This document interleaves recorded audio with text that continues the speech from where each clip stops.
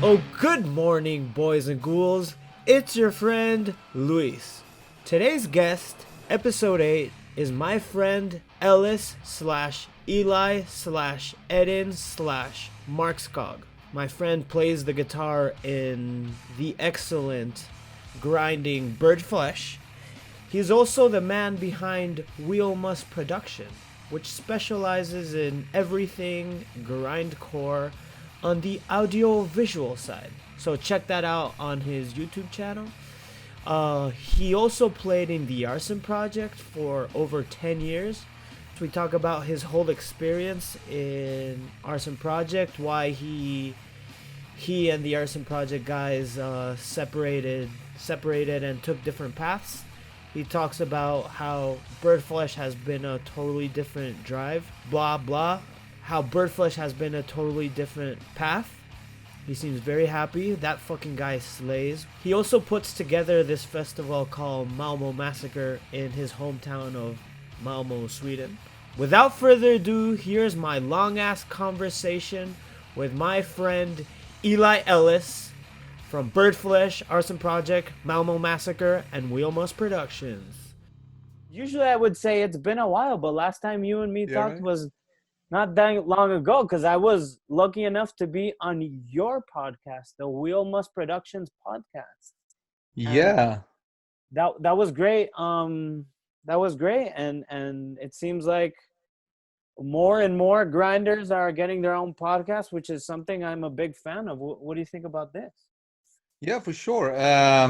For me, it has been a nice way to keep in touch with people and have a good reason to talk to people that I otherwise wouldn't just call and like have a chat with. So now we have like a good reason to do it. Like it feels like having a beer at a pub, but it's in front of your screen and at home.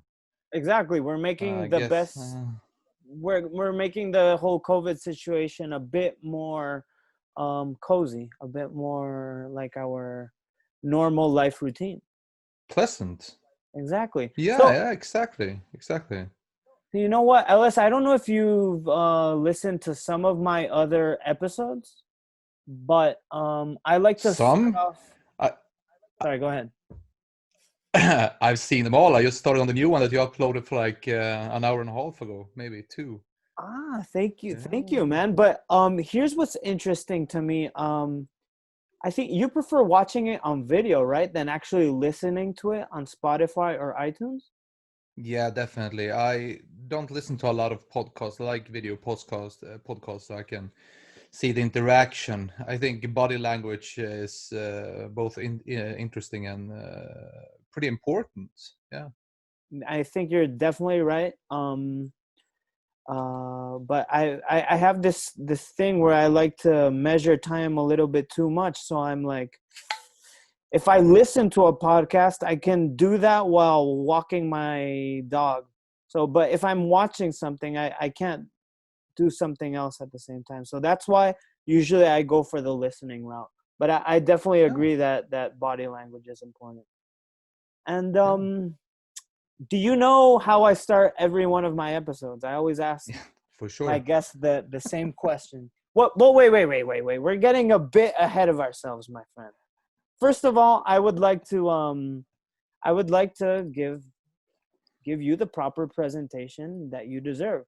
So Ellis is the guitarist of Birdflesh, but you are also the filmmaker behind everything Wheelmust Productions, including the very awesome documentary entitled Curby, which revolves around the Obscene Extreme Festival in Czech Republic.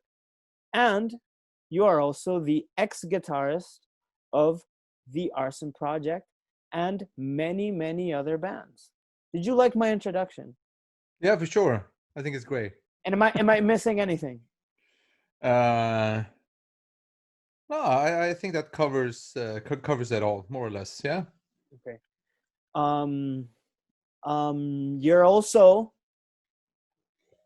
an avid collector of records, and you love animals.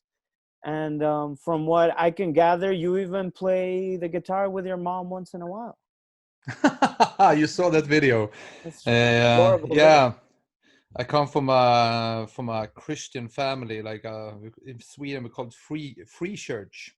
It's like a it isn't like the typical Swedish church.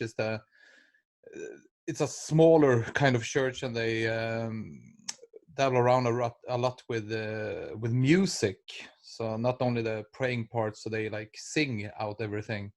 So I'm more or less the opposite of religious today, of course.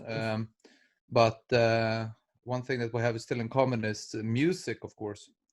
Yeah, we sing and we play a lot, and we just fooling around, Yeah. Oh yeah, they I think it feels like you have a close relationship with them, so that's nice. As do I. Yeah, that's nice. Yeah, I know that with your father. You call him your best friend. Fuck yeah, Pops. We like to call him Pops around here. My father, Pops. Pops,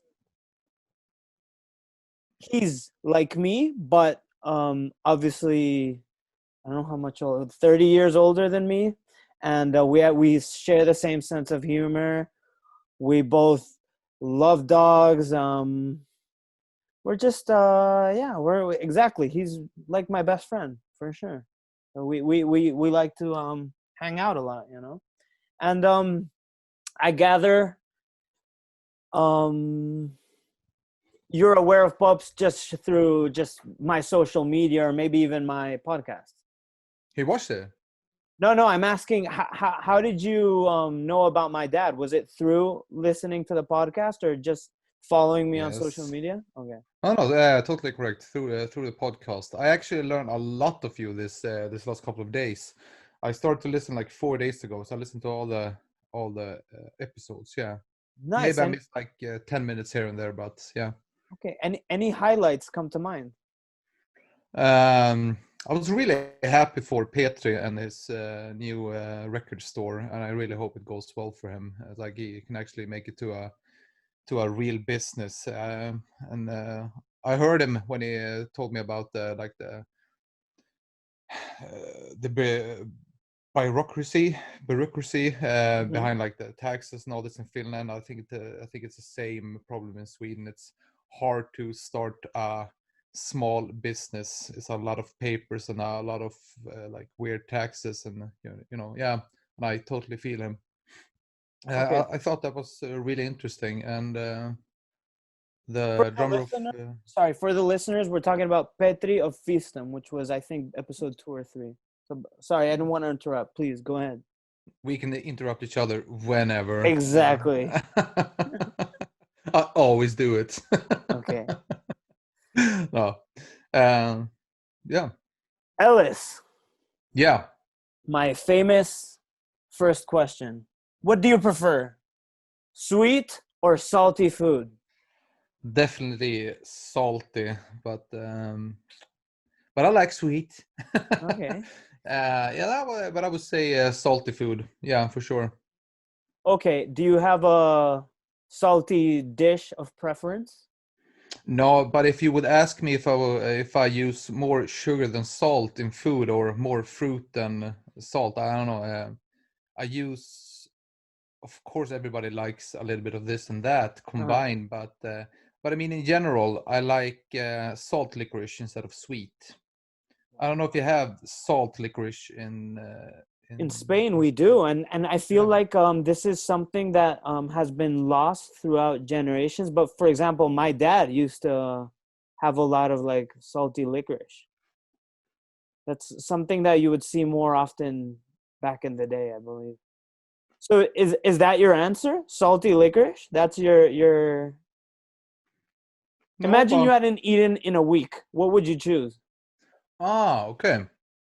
Um, I get stuck in different dishes like week by week. Right now, I'm eating like vegan kebab with bulgur and Mhm. this homemade kebab sauce. And the secret in the recipe is having 1 deciliter of Fanta in the kebab sauce, and it's fucking awesome. Believe me. Wow, a liter of Fanta? Uh, Deciliter. Oh, deciliter. And what? Or the orange or the lemon? The orange. Hell yeah, dude. That's really interesting. Yeah, that's really, really nice. Like you have like 2 deciliters of vegan mayo, 4 deciliters of Greek vegan yogurt, some sriracha, Fanta, kiba spices, some garlic. You cannot use enough. Garlic. Yeah, Yeah. and that's it. Dude, that sounds delicious. Are you a cook yourself? No, I'm not, but I really enjoy cooking food, especially for others. Yeah. Okay, awesome. Yeah, I think most of my gatherings now in my mid 30s usually revolve around cooking for everyone else. I think it's nice. It's really nice cooking for people. It just the bond is a bit closer. It's like sharing a joint, you know. For sure. And yeah, I really like talking about food a lot, as you can gather. So if you could please send me that recipe, I'll definitely try it at some point. Yeah, for sure. Okay, man. For sure. So um dude, you know what?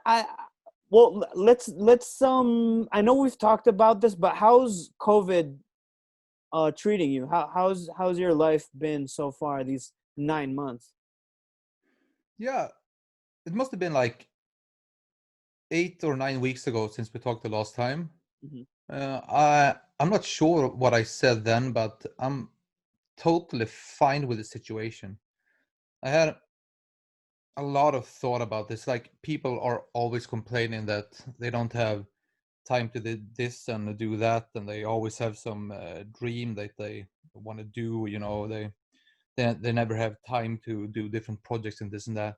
It's like in this period of time, I'm working from home, Hmm. so I'm saying like at least 1.5 hour per day, and including the breaks that I have like at lunch. Now I just take 10 minutes to eat because I already prepared it. So I just heat it up.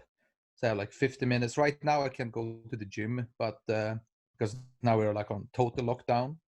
Hmm. But if you would ask me for like 3 weeks ago, I would say like, yeah, I go to the gym like every lunch breaks. I don't have to do it like after work. So it feels like I have like 2.5 hours of extra spare time per day, and I freaking love it. I'm totally fine with the situation. The only thing is, you know, social the social thing that we're used to, go out and drink a beer and all this. We have done it a couple of times, but you know, you're really um, people don't like give each other hugs in the same ways, like say hi with a elbow, Yeah, like the Corona routine. I had some people over sometimes, but I really don't see a lot of other people. So it's really nice to do this. It's like a yeah, definitely. And it's really great. dude, what's your day job? What do you do for a living? Yeah, no, sorry. I thought I would have a longer time. I'm eating the Snickers cake. Ooh, can we see the show? Can you show it on camera? Yeah, but this is like the shitty bits. This is the you know, you make it and you cut off the edges, and this is just the edges. So this is like the shit pieces for me. So Did you I say can Snickers? yeah, Snickers. Yeah, you use like peanut butter, cornflakes, syrup, some sugar. Yeah, and just cook it up. Just put it on a plate, and then you yeah, you melt chocolate and just pour it over. Yeah, it's Okay. fucking great. Now I can't wait till you and me get together in a kitchen and prepare a feast together because I think we both enjoy cooking a lot. So, anyways, I didn't want to interrupt. What's your what do you do for a living? What's your job? I work 80% at customer service at an insurance company. Okay. Okay. Yeah.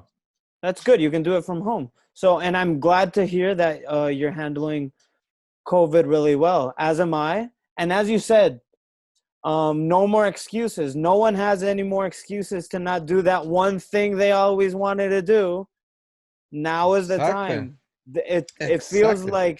feels like the world, even the government, is giving us that time we always wanted. So no more bullshit excuses. No more being lazy. Everybody, fucking do it. I'm pretty sure one of the main reasons why people are depressed and like extra depressed at this moment, and it's totally understandable. I don't mean to bash at people, but I thought a lot about this. When people don't have any excuses of doing the things that they always wanted to do when they have the free time to do it, but they still don't do it. Mm-hmm. That makes them depressed because they realize it wasn't such a strong dream at all. It wasn't something that I really want to do. So they really don't know themselves. You catch my drift? I really catch your drift, and I really like that you brought this up. I really like talking about these kind of topics. Like, this goes somewhat aligned. I really like quotes. So recently I read a quote. I think my girlfriend passed it along, which was, I have it here on a post-it, which is, busy isn't success. It's a lack of organization. You know? That's me in a nutshell. There you go. So no, I mean, I wrote this down because I can apply. I need to apply this to myself, because I think we're very similar, where we have like 7 things we want to do every day, and a lot of it is like a big project we're working on. So we need to dedicate 1 or 2 hours every day to that one thing. So it's just better organization, you know. For sure. I need to organize a lot more than I do. I'm better at it now. If you would ask me like a year ago, I would have probably lied. Maybe, I don't know. I was a fucking whirlwind. Yeah. Okay. So, my friend, we talked about this on your podcast, but I like to talk about this on my podcast as well. But do you recall the first time we met? Yeah, we talked about this the last time, and my memory isn't as good as it should be, as I wish it was. But what I think is that we met probably somewhere in Spain, probably there or Obscene Extreme, but I think it was Spain. Okay. You are mistaken. The first time we met was at the Obscene Extreme in Czech Republic in the year 2015. My band Teething had played, and I was just... You want to finish the story? I came up to you and I told you about your stage banter, and I thought it was fucking awesome that you had a song. And I remember this, you on stage, you said, "This next song is about my fucking record collection." And at that moment you're like, I can 100% relate. I'm going to fuck shit up in the pit. Yeah, but you are such a stage persona. Like, you're fucking made for that, and you're fucking made for this too. It's like a brutal, funny, and like charming person. You're fucking cool, man. Thank And you. Teething as a band, it's like a big piece of meat getting thrown in your face. Thank you so much for the kind words. And talking about Teething, we just completed recording an album in the studio, which I think you're really gonna like, because it's full of all of those things you like. It's very dark. It's darker than anything we've ever done. It's full of black humor, full of lyrics I know you're gonna enjoy. And what's really nice is something we've never done. We recorded it live. All of us, we didn't track it individually. We all went in a room and recorded it live, and so it has that raw, organic energy. That's really, really cool. I've only done that once. With who?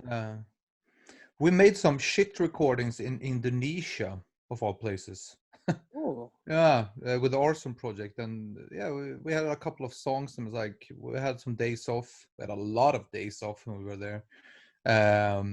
so we went to the studio and like recorded 4 tracks. We didn't use them. I think I have them somewhere. But I really agree on that. It's like the energy you get out of like a live recording is totally different from a more controlled recording. Yeah. Do you have any, does any live record come to mind? I mean, like, not like a live concert record. I mean, like a studio album that's been recorded live. Does anything come to mind that, like, one of those records that you really enjoy?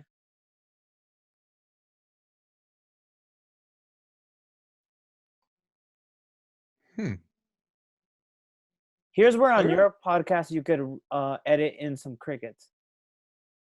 Yeah, exactly. Beep. I can't think of a single record that I know for sure is recorded live. I mean, live in the studio right now, of course, live albums. There are many of those, but I would guess. But this is just a guess. I'm not sure, but it sounds like it's live recorded. The Swedish band Final Exit. Have you ever heard them? I have. It's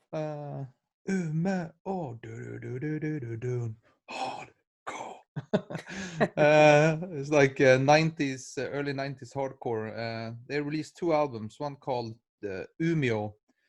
It's like the hardcore town in Sweden, and the second one is the specific place in Umeå where they lived, and it's called Teg. It's like calling an album New York and the second one Brooklyn. It's a really cool topic. Cool. But I think the second one is live recorded, but it can I can be mistaken, but it sounds like it. Yeah. Okay, one comes to mind for me. This might be a bit out of the blue for you, but are you familiar with the band Norma Jean? It's that is a name. I don't hear any riffs in my head when I hear that. Okay, it's kind of it comes from the chaotic hardcore scene. That's kind of your Dead Guy, Dillinger Escape Plans, Botch kind of bands. Right. And they have this one album called Bless the Martyr. It's a long title, but it starts off, and it was recorded live, and it's wow, it'll blow your mind if you. I'll send it over to you once this is done. So yeah, it's probably on Spotify, so I'll listen to it tonight. Oh, for sure. You know what? I just have to tell you this. Yeah. I bought myself Bluetooth headphones, and that was just like a week ago. And I had a period of time where I didn't listen to a lot of music. It's been like, I don't know, like 6 months, and I haven't listened to that much music. It's just been work, podcast, writing music, and for relaxations, I've just been playing like Call of Duty, like laying in bed and listening to podcasts and like watching it in the game simultaneously.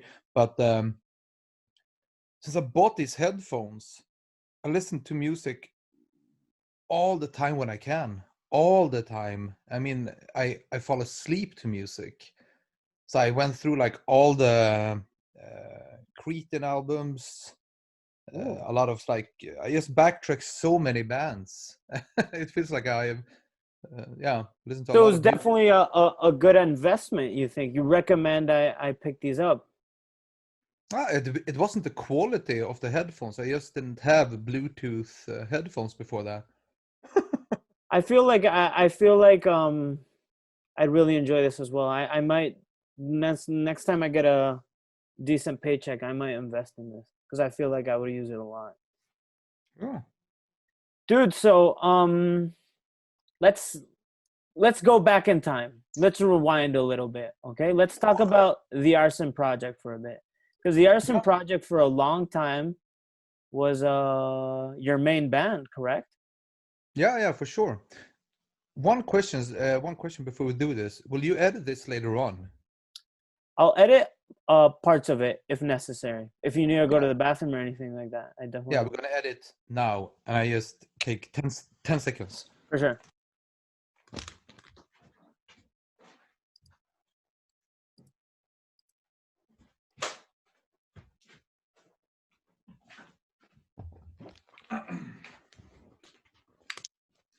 Yeah. What's the question? Sorry. Sorry. Oh yeah. The question is, I want to hear about. So okay, let's start again. I want to hear about your involvement. I want to hear about your involvement with the Arson Project. Yeah.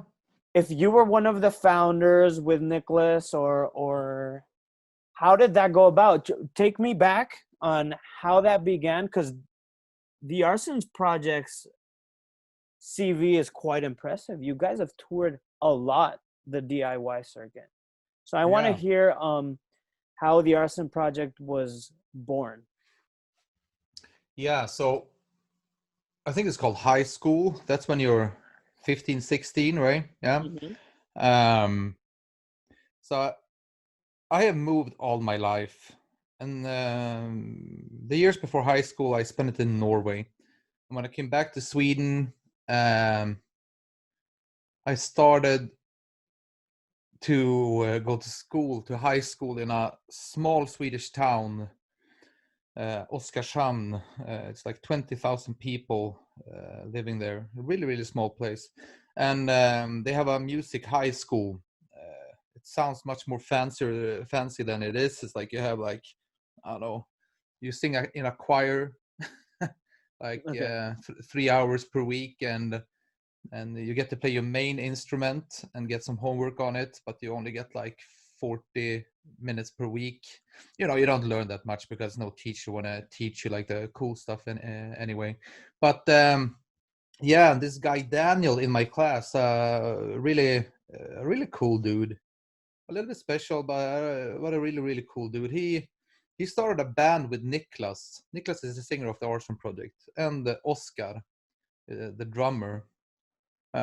Those were just guys that I like saw passing by, you know, the other guys. But me and Daniel, we talked and we hanged around, and we went to the we was in the same class. So they started the Arson Project, and I went to the first gig, and I actually played with my really nerdy metal band at that time. You know, I don't come. I would say that I'm a metalhead from the beginning, Mm-hmm. even though my like first favorite band was Earth Crisis and Refused, but it Oh, yeah. evolved to that I listened more to metal. But yeah, sorry for maybe over explaining this story too much. No, this is what Uh, the Subway Rap podcast is all about. Please, we have all the time in the world. yeah, nice. Yes, I always feel a little bit stressed. I don't know why. Not at all, dude. Mm. Please. But yeah, they played a show and they had to restart the same song like 4 times over, just having a laugh.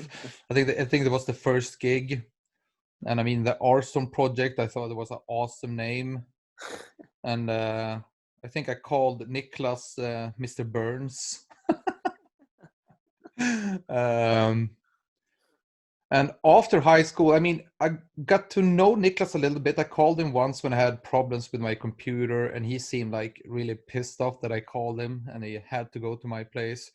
But Niklas had that persona at that time. It's like he's totally different nowadays. It's like one of the persons that I love the most, you know.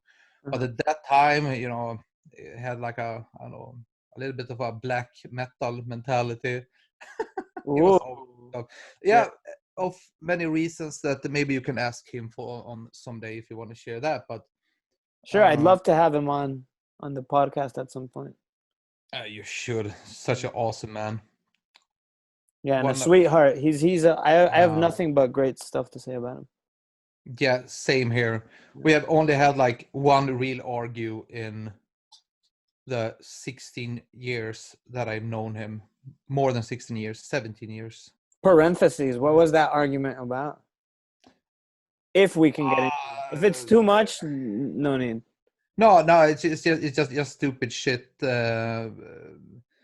Both me and Niklas are pretty special people when it comes to ways of thinking.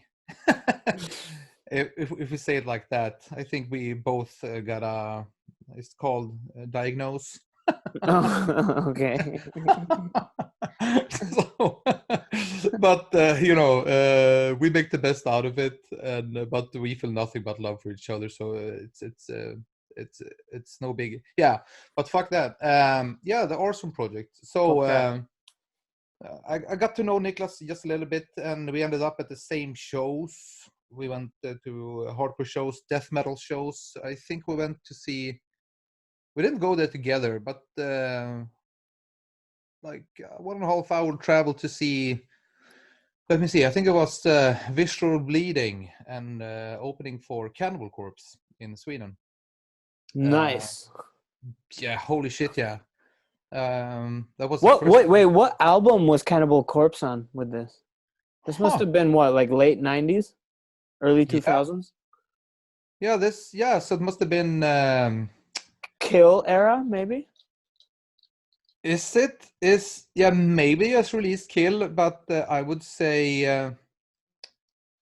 I'm fucking slow today. Uh, Pounded into dust. Is that Gallet? Bloodthirst. Oh, Bloodthirst. Bloodthirst. Okay, I Yeah, was gonna say Gallery of Suicide, but no, Bloodthirst. Yeah. yeah. But I can be totally wrong here. My favorite album with the Cannibal Corpse is still Bloodthirst, by the way. I really, really enjoy it.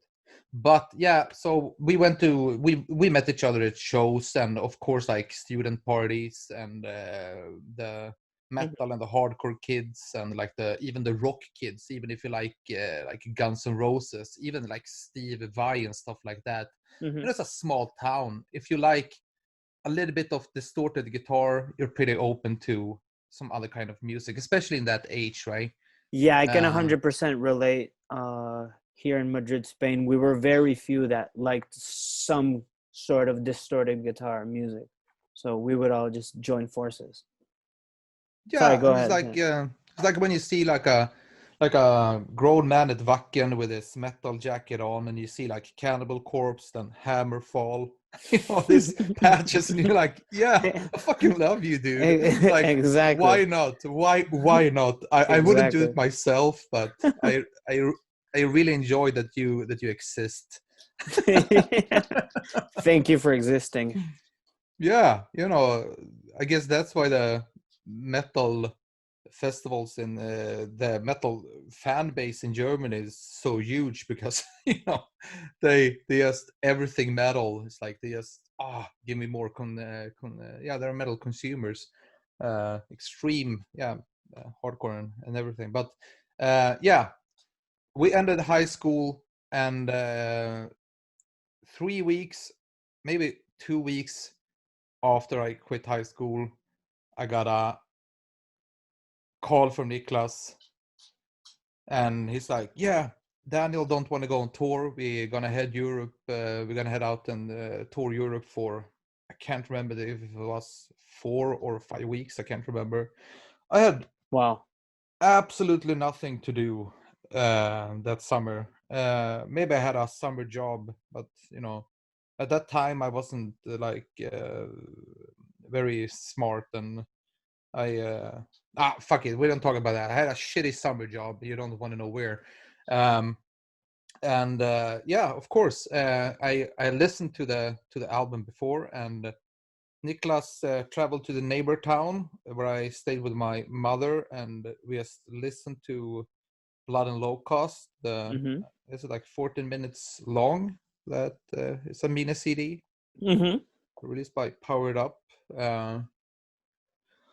Yeah, and they have some demo songs. Yeah, so me and Niklas just played the riffs, and then we went to this other town and like rehearsed for a week, and there it was. I went out touring with them, and Daniel, he is not a touring guy, so it took like maybe 1 year, and then I was a member of the band. Okay, so you were just playing live for some time, and then you became an actual member of the band. That's where my Right.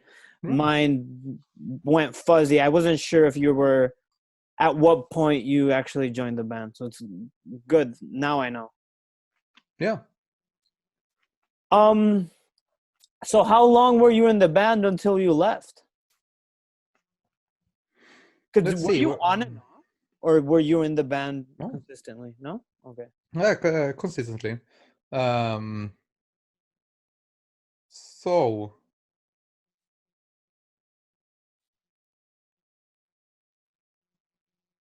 I just fucked up the timeline here.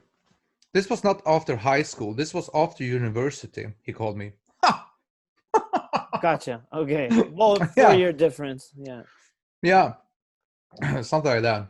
And during that time, we hanged out a lot, and we started another joke project. I had, it's a shitty grindcore project. Nobody has heard it. It's really shit. Yeah, and that's where it started. Then I played with the Arson Project for maybe, was it 10 years? I feel that seems right. Yeah, 10 or 11 maybe. I'm not sure. And during that time, we only made one full length. Like 2 years after the full length, I didn't quit. I got fired, but it wasn't like you're fired. Evil Ed. Exactly. We'll get into Evil Ed later. But so yeah, so what happened exactly? Like why wasn't it working?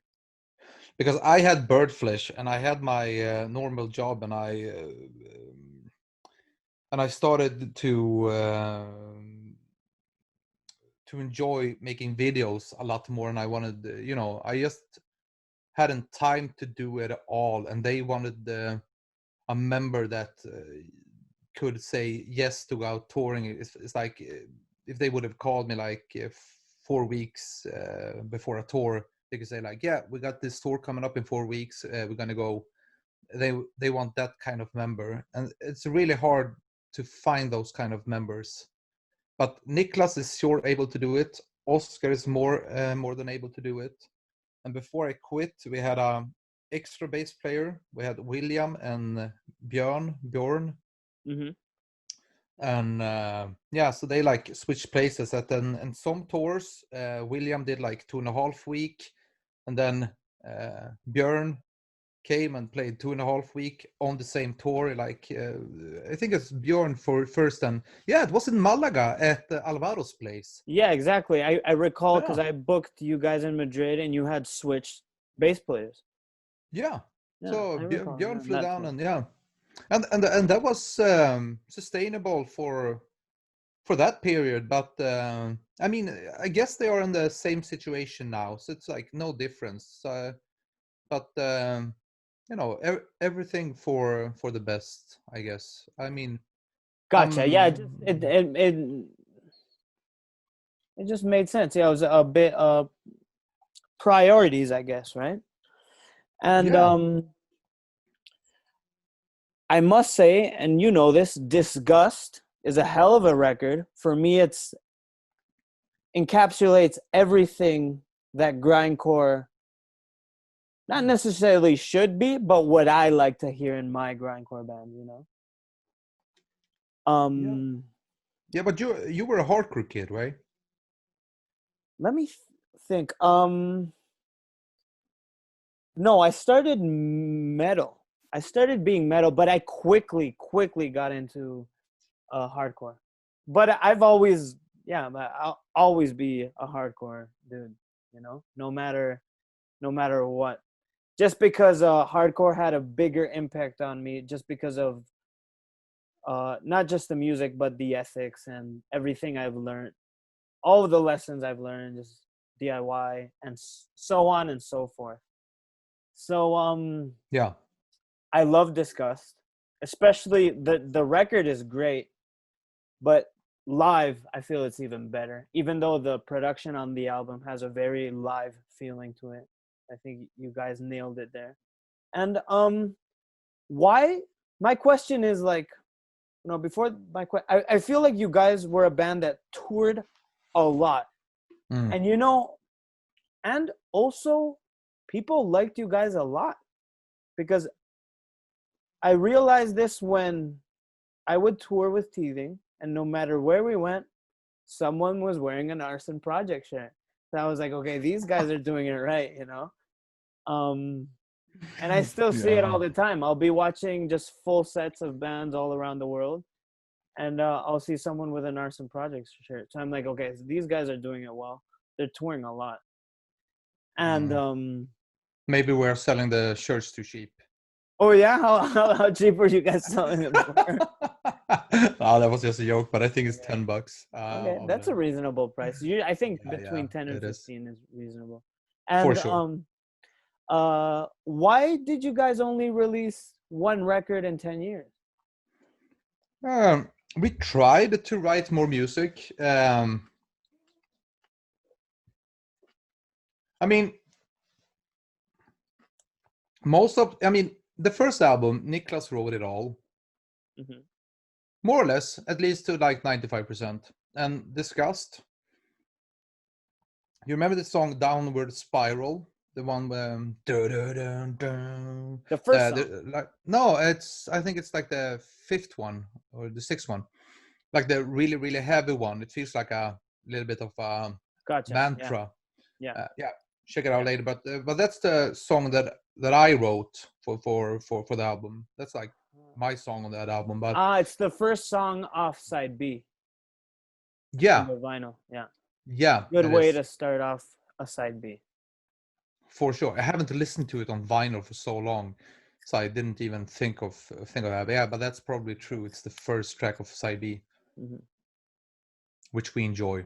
You have to figure out how to compose the album and Oh have yeah. yeah, It's such a mind fuck, just the track placement. I love it, for sure. but it can be very tricky, and it's very important. I think we talked about this, how Nails does a really good job at doing this, for example. Yeah, we did. It Yeah. starts off with a blast Yeah. beat. Yeah, exactly. Yeah, I didn't want to derail you. it's very easily done. Believe me. I know. Oh, there's the candy. Yeah. Where's the candy? Piece of candy. Piece of candy. But I guess Niklas wrote. I wouldn't lie if I say at least 50% of Disgust. But I mean, it's not only about the writing, because many times he can't figure out like the whole arrangement. He's a great riff maker for that band. I wasn't as good. With arrangements, I would say that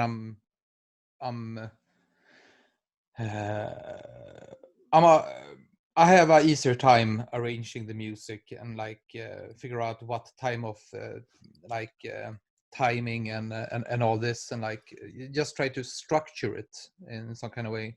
The same way with the phrasing with lyrics. And the only thing we didn't record in studio was the lyrics. It was recorded at my place, in not this apartment but the one over this one. Okay. I bought the neighbor's apartment. Smart. Yeah, it was the best moving experience I ever had. Oh, yeah, but And you just had to go downstairs. You didn't even have to go upstairs. Yeah, exactly. And I had like 2.5 months to do it. 3 maybe. It was just awesome. It's perfect. Piece of candy. We're derailing again. Yeah. Sorry. So, anyways, so back to Arson Project. Yeah. Ask me the question again. Sorry, my friend. Okay. No. Holy anyways, shit. I asked you why only one album in 10 years. I got the answer, which was pretty much. It was hard. The writing process was not as easy as some may think. Pretty much. That's what you're getting at. Yeah, but don't forget about the really shitty split with Noisier on Relapse. It was really bullshit. But Why? it was so bad songs, and it was really, really badly recorded. I don't want to bash on the sound technician or anything, but But it sounds like fuck a him. yeah, but it sounds like a metal production, and it's okay to say it. It's a lot of years ago, and he would probably feel the same thing if he listened to us today. But he's a really, really good guy, and he meant a lot in that small town where the Arson Project is based from the beginning. Uh, but I mean, Parentheses. How was your involvement with Relapse on that split? How did that come about? Relapse wanted to release the album from the beginning, and we talked about it, and we were like totally stoked, and yeah, we're gonna write an album. 2 years went by, and Niklas thought it was more important to be out touring and not writing music, and it will magically happen. You don't need to rehearse or anything. That type of touring is like a drug. This appreciation that you feel every night, and like meeting friends, and every night is more or less like a party, but you're actually working pretty hard, of course. But it's so much fun, but it's not a creative environment especially not for the Arson Project. We didn't spend the days in the car like talking about the lyrics. I mean, some of the songs I still don't know the lyrics today. It was like they were totally separate, and yeah, we didn't do it. We just didn't do it. So yeah, this was we were touring too much, and we didn't rehearse enough when we were home, and we wrote shitty songs, and yeah. Dude, and going back to Disgust, your Yeah. full length, something that always came to mind was, why did you guys decide on self-releasing the vinyl? We didn't find a label at that time. I think we sent it out to a couple, but in the end, I didn't think it fell on that. I think it was the DIY feeling of it all. Fuck this. We can do this ourselves. I mean, we sell records from our web store. We sell records when we are out playing. So why give anybody like 50% of what we are doing? I mean, I don't think the band would be, at that time at least, I didn't think the band would be any bigger if we got on a bigger label, because we wouldn't be the biggest band of the label anyhow. So it really doesn't matter. And I mean, it wasn't totally self-released. I mean, we paid for everything. We did the hard work, the artwork. The artwork is made by Oscar, the drummer. Mm-hmm. I Very mean, cool. the whole album is DIY in that sense. Powered Up, I think they released a CD. I think Mm-hmm. that. But Okay. we pressed the vinyls, and I think we pressed 99% sure of this. I think we pressed 1,000. On vinyl? Yeah, so I mean, we have a couple left, I guess. Dude, that's Um, actually smart that you guys decided to press 1,000. All of our pressings are of vinyl are usually 500, and we did 1,000 once, and I think it's smarter. It's just much cheaper. Like and we eventually sold them, not right away, but after a couple of years, we sold them. So yeah, I I always mean, try to push the label to press 1,000 instead of 500. and I mean for the nerds, it's like this is the first press. Yeah, exactly. Yeah. Okay, so yeah, it just made sense releasing a DIY. It made sense, yeah. Yeah. Okay. So, let's close the Arson Project folder unless there's anything you want to add. No, just end with if they listen to this, I mean, I meet them now and then, and I really really love those guys, and I really miss hanging out. Not just that parties here and getting over there for dinner and all this, but be out playing. I mean, if I had 48 hours per day, I wouldn't have a bone in my body that wouldn't like to do that again, for sure not. Oh yeah, a lot of cool touring you guys did. Yeah. You guys did like an insane amount of touring all around the world, right? Because you did, Yeah. apart from obviously everywhere in Europe, But you went to Southeast Asia? Yeah, Indonesia, Malaysia, Singapore. Nice. And this was what, like late, this was like 2010, something like that? I don't know. And 2013, I think. and 14 maybe. how did that tour come about? Who organized it, or who booked it, or how did it come about? Yeah, there was the drummer of the band called Noxa, Noxa, Noxa, and they're fucking huge in Indonesia.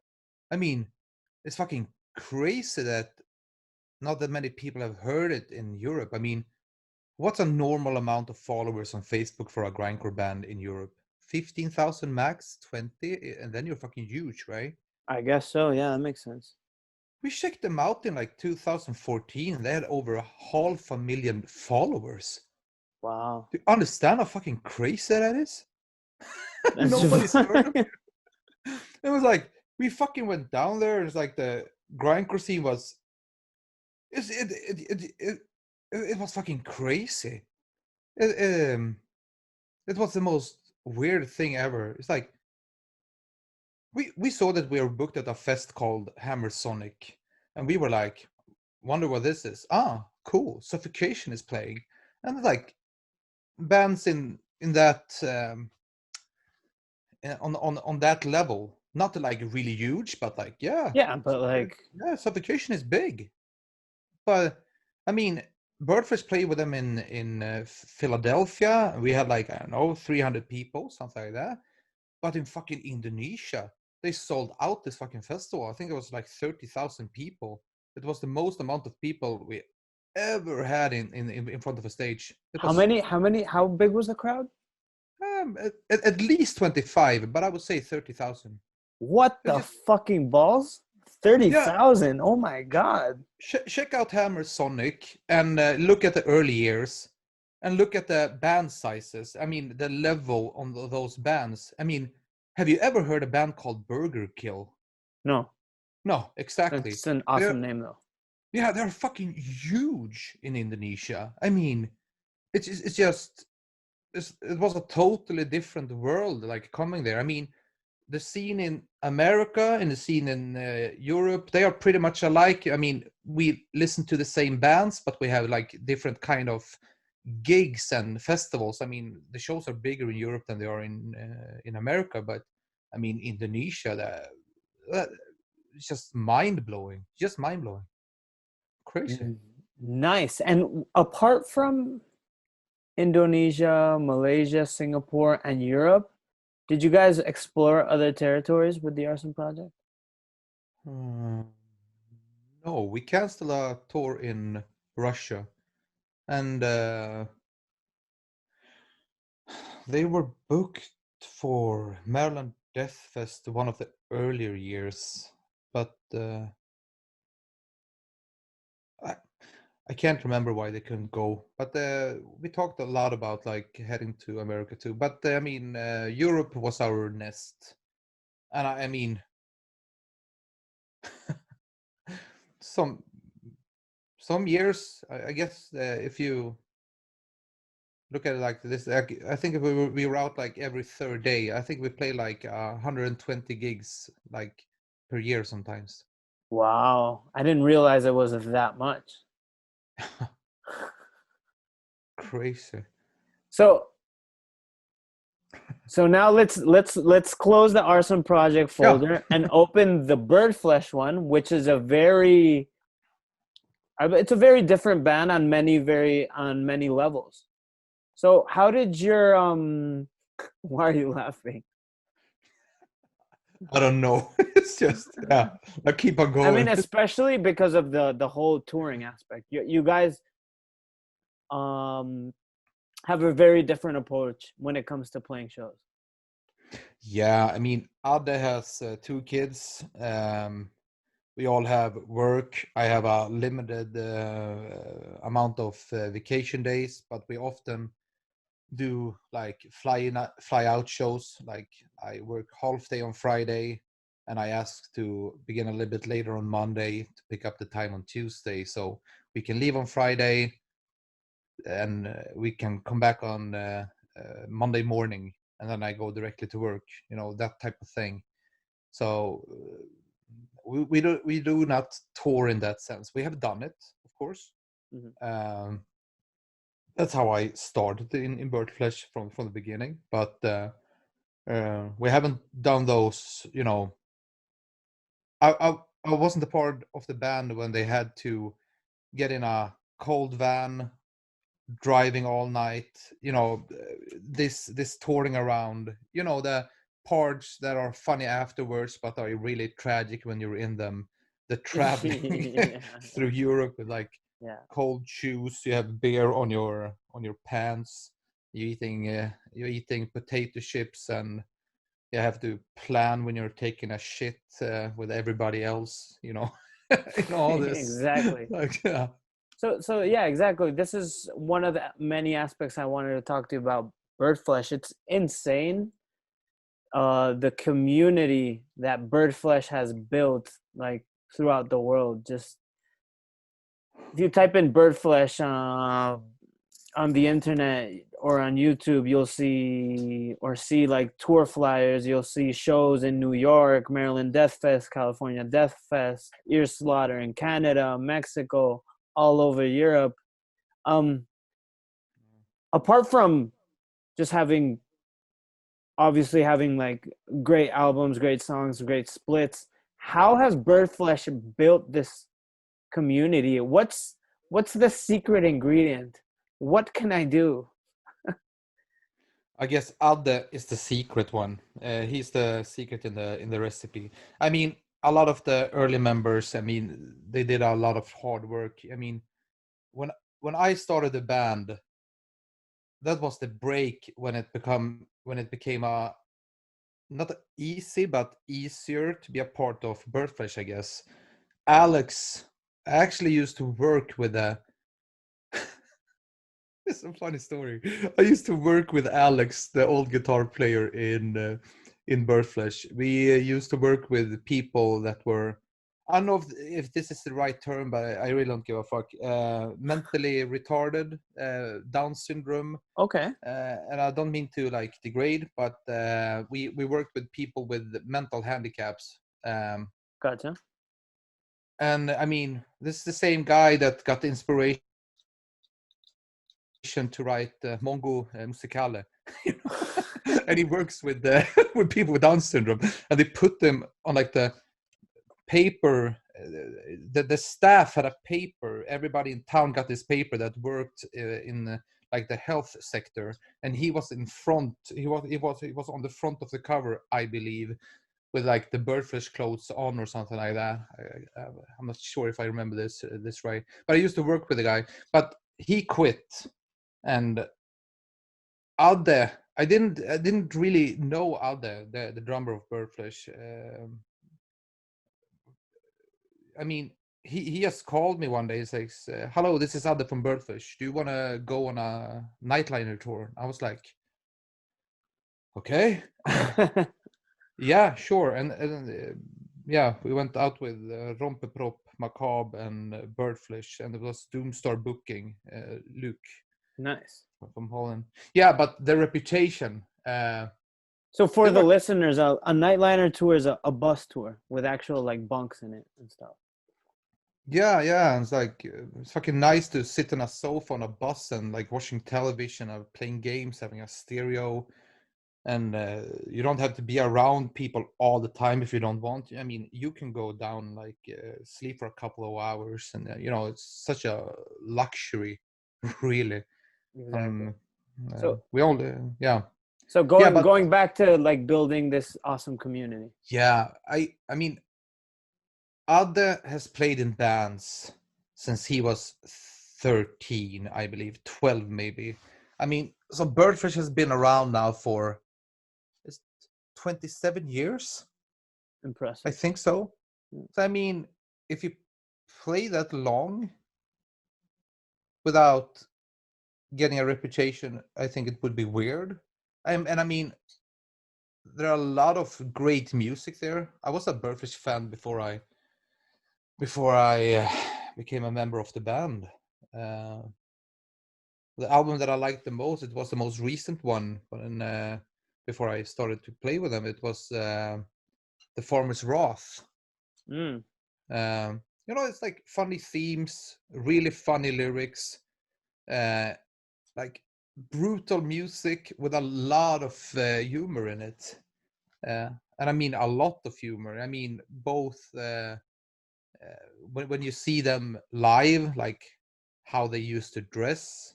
I mean, we dress the same way more or less nowadays too, but I mean, uh, it's like theater, uh, comedy, and grind combined. That's the perfect keywords for what Birdflesh is. Yeah, and others. I mean, you're a great guy in many ways, but your stage banter, I really really enjoy it. But I mean, other stage banter. I mean, even nowadays, I can just sit down and listen to the recording, skip the songs, and just listen to the stage banter because there's so much retarded stuff coming out there. It's and I think I think Birdflesh is great in that way because when Birdflesh plays festivals, I mean, there are many like serious bands, and it's like it's fucking brutal and all this. It's like, Yeah. and we're pissed off all the time, or all this, and then they have Birdflesh on the bill, and people can have a laugh, you know. Yeah, take a breather, you know? Yeah. Yeah, and I think that is also a part of the reputation because people remember when they are touched in some way, and you can be touched by like really extreme music, like brutal stuff on stage and all this. But I mean, if you got 9 of those bands, they are competing about being the most brutal one. Let's be the funny one, but we are Exactly. still fucking brutal. I mean, and for me, it's much more easier to be brutal than funny. I'm not that funny. Alde's the funny guy. Yuk is also really really funny. I mean, I'm the guy behind the camera when we're making the tour videos, but I don't see myself as that funny. You're funny, dude. You're funny, dude. Yeah, you especially have a good sense of humor, which is equally as important. Yeah, thanks. Dude, so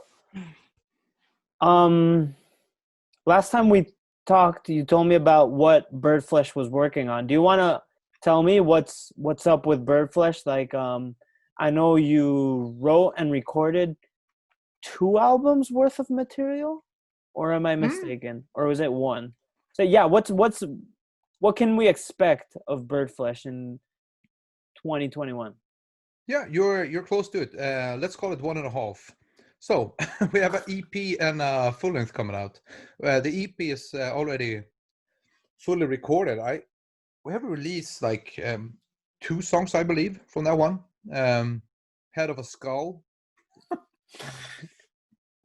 The chorus is hot skull, hot skull, hot skull, skull. Dude, Hey, just too I funny. heard that. I actually heard that today because I was listening to the Exhumed Matt Harvey Yeah. episode, and you inserted it in there. Um, while I interrupt, what's your link with Scott Hull from Pig Destroyer, or is there not a link? No, there's no link. I would say. I mean, I like Pig Destroyer. I'm not sure. I don't think Yuki listens to Pig Destroyer.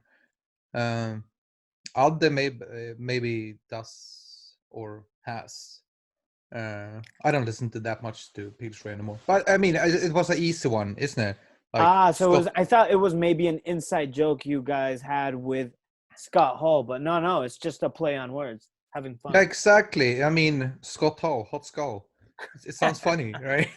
There you go. It just sounds funny. That's the explanation. No. So we released that one and also the song Inked Death. Have you listened to I it? saw the music video and I listened to it, and it was excellent. Do you remember the lyrics? What were the lyrics? I don't recall right now. Please elaborate. When me and my sister were kids, our mom tattooed our names on her arm. But when we became adults, we all changed our names.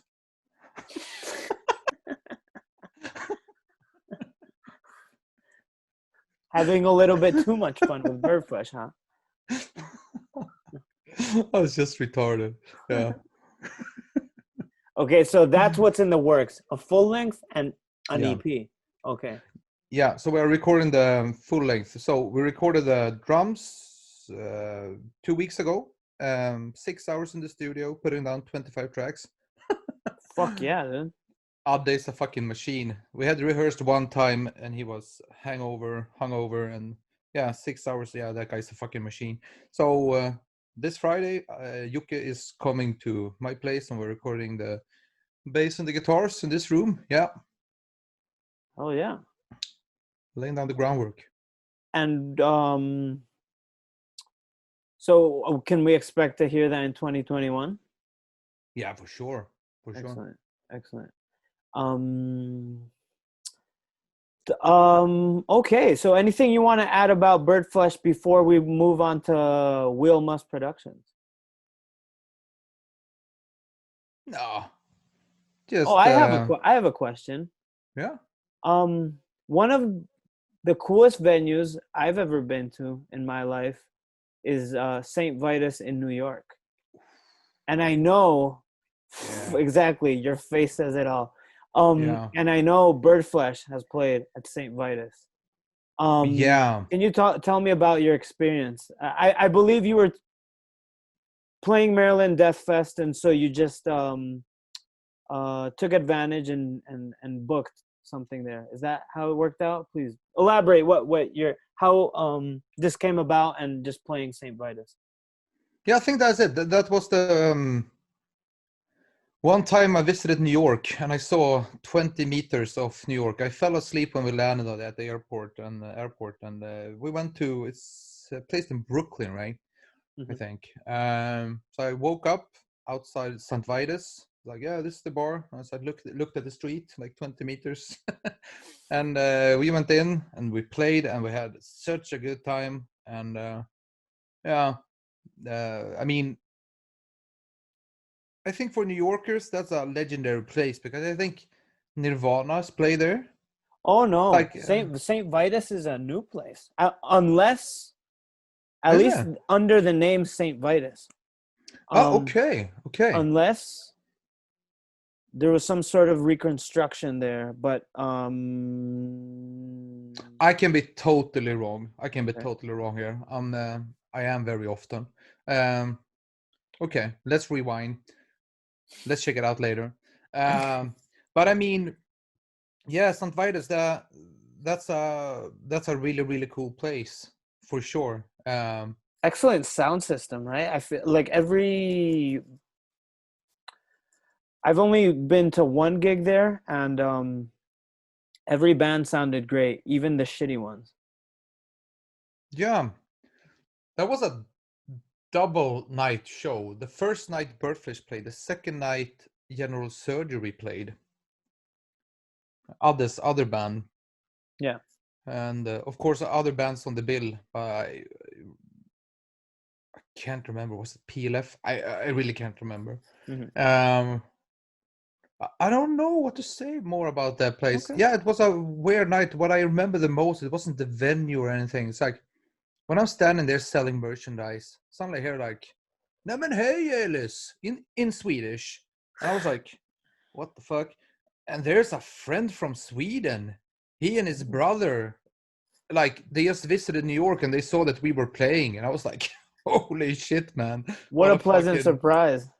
yeah." When does that happen? I mean, Yeah. yeah, that was really nice, and that they That's actually happened. Sorry, that's happened to me a couple of times where, yeah, you'll be playing somewhere random, and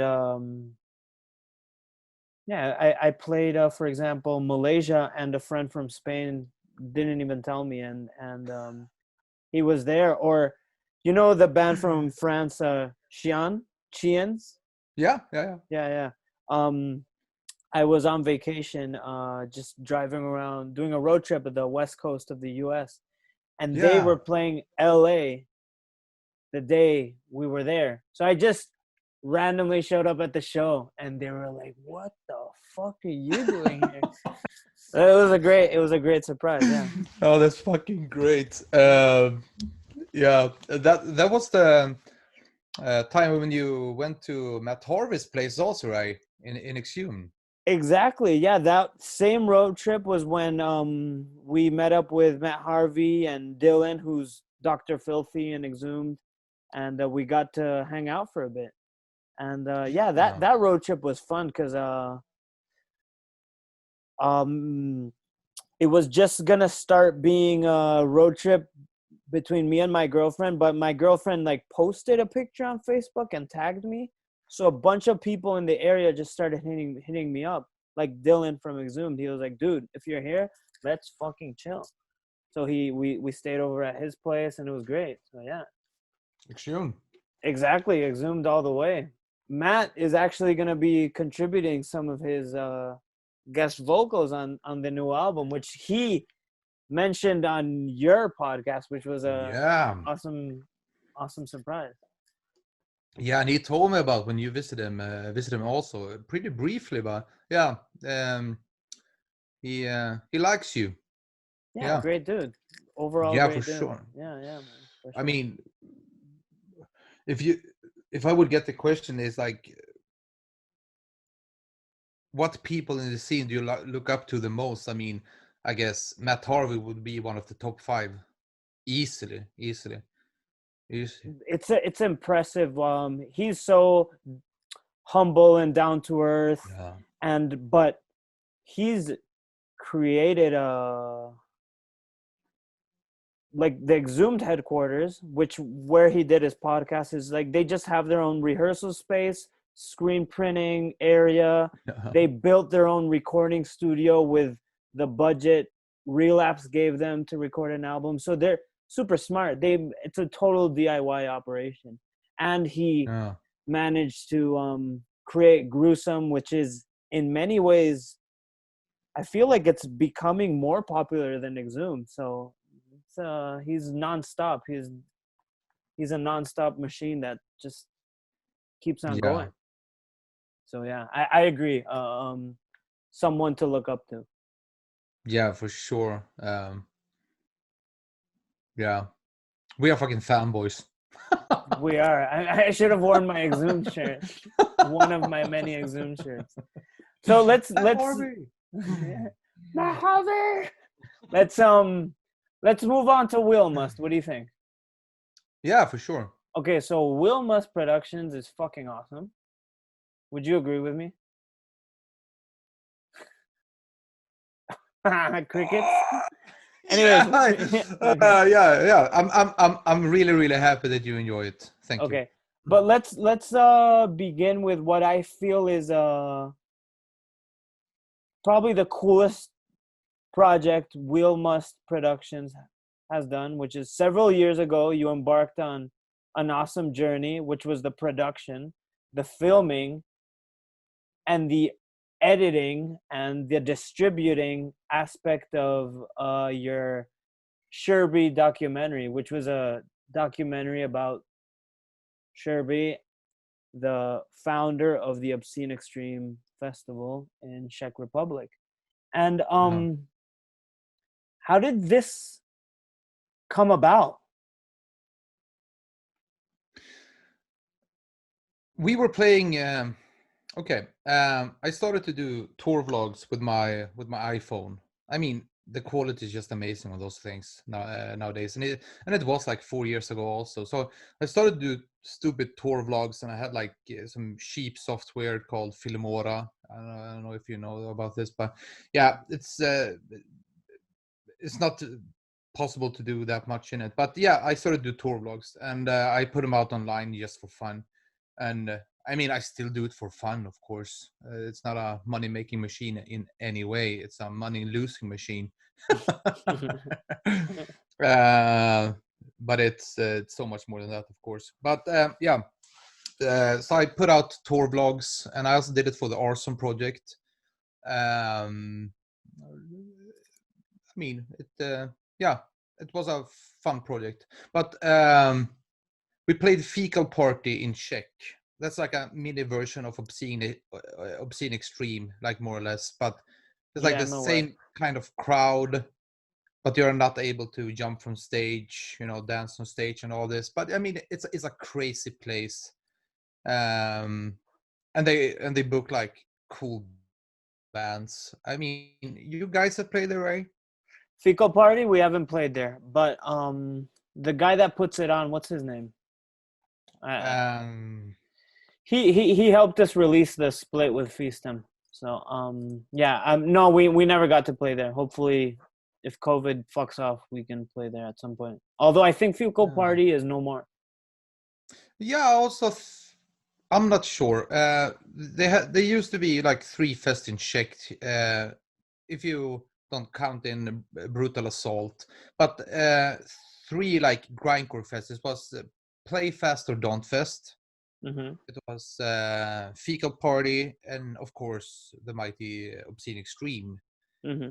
But the smaller ones, for people listening, I mean, Playfest or Don't Fest was such a cool place, and Fecal Party, yeah, it's like a mini version of Obscene Extreme. It's like a backyard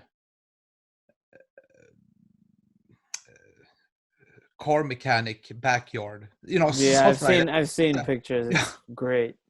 Yeah, it's such a small place. I mean, 400 people there, and it's fucking packed. And they actually have 2 stages, one outside and one inside in the bar. I mean, and in the bar it can be maximum 100 people, so like everybody can see the band. So I mean, 1 in 4 can see it. Yeah. So sorry, God fucking damn it, how do we pronounce it? Makmat. Yeah, the Norwegian band. Okay. Fuck it. Really, really, really good stuff. But yeah, and we were sitting by a table, and Curby was there, and he's like, "Yeah, you're fucking always like fucking around with your camera," and I was like, "Yeah, blah blah blah." I was like filming all the time, and I put down the camera. He's like, "You should do this at Obscene Extreme. You should fucking make a film." I was like, is this guy serious?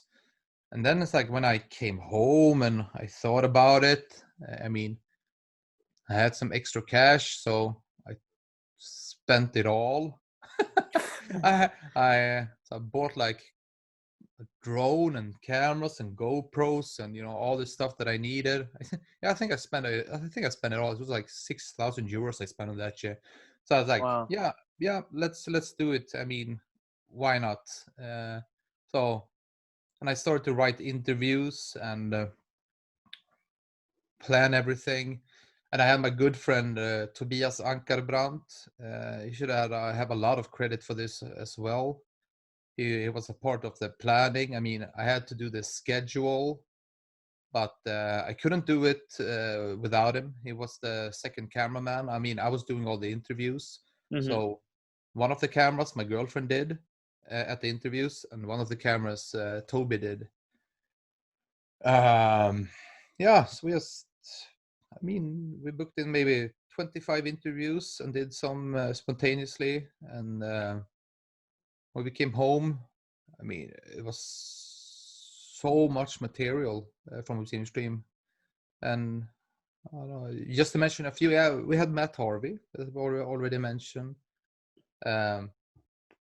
Arif, Rot from Wormrot, Barney from Napalm Death, of course. And talking about being a fanboy, I mean, he would probably one of those 5 that we talked about. Oh, Barney, for sure. Yeah. Yeah, it's always interesting to hear him talk and all of his points of view and his lyrics and his way of life. I agree.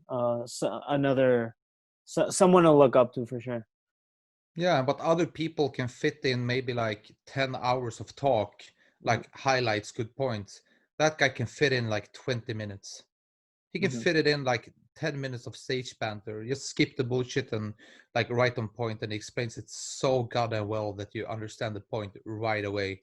And you understand that this guy has a good heart. He is yeah, that guy's fucking amazing. I have so much respect for him. And I'm so happy. The first thing that I asked Barney, it's like, yeah, do you remember me? I asked him when I interviewed him. It's like, no. I was like, good. Let's continue. Because Please like share the story. Yeah.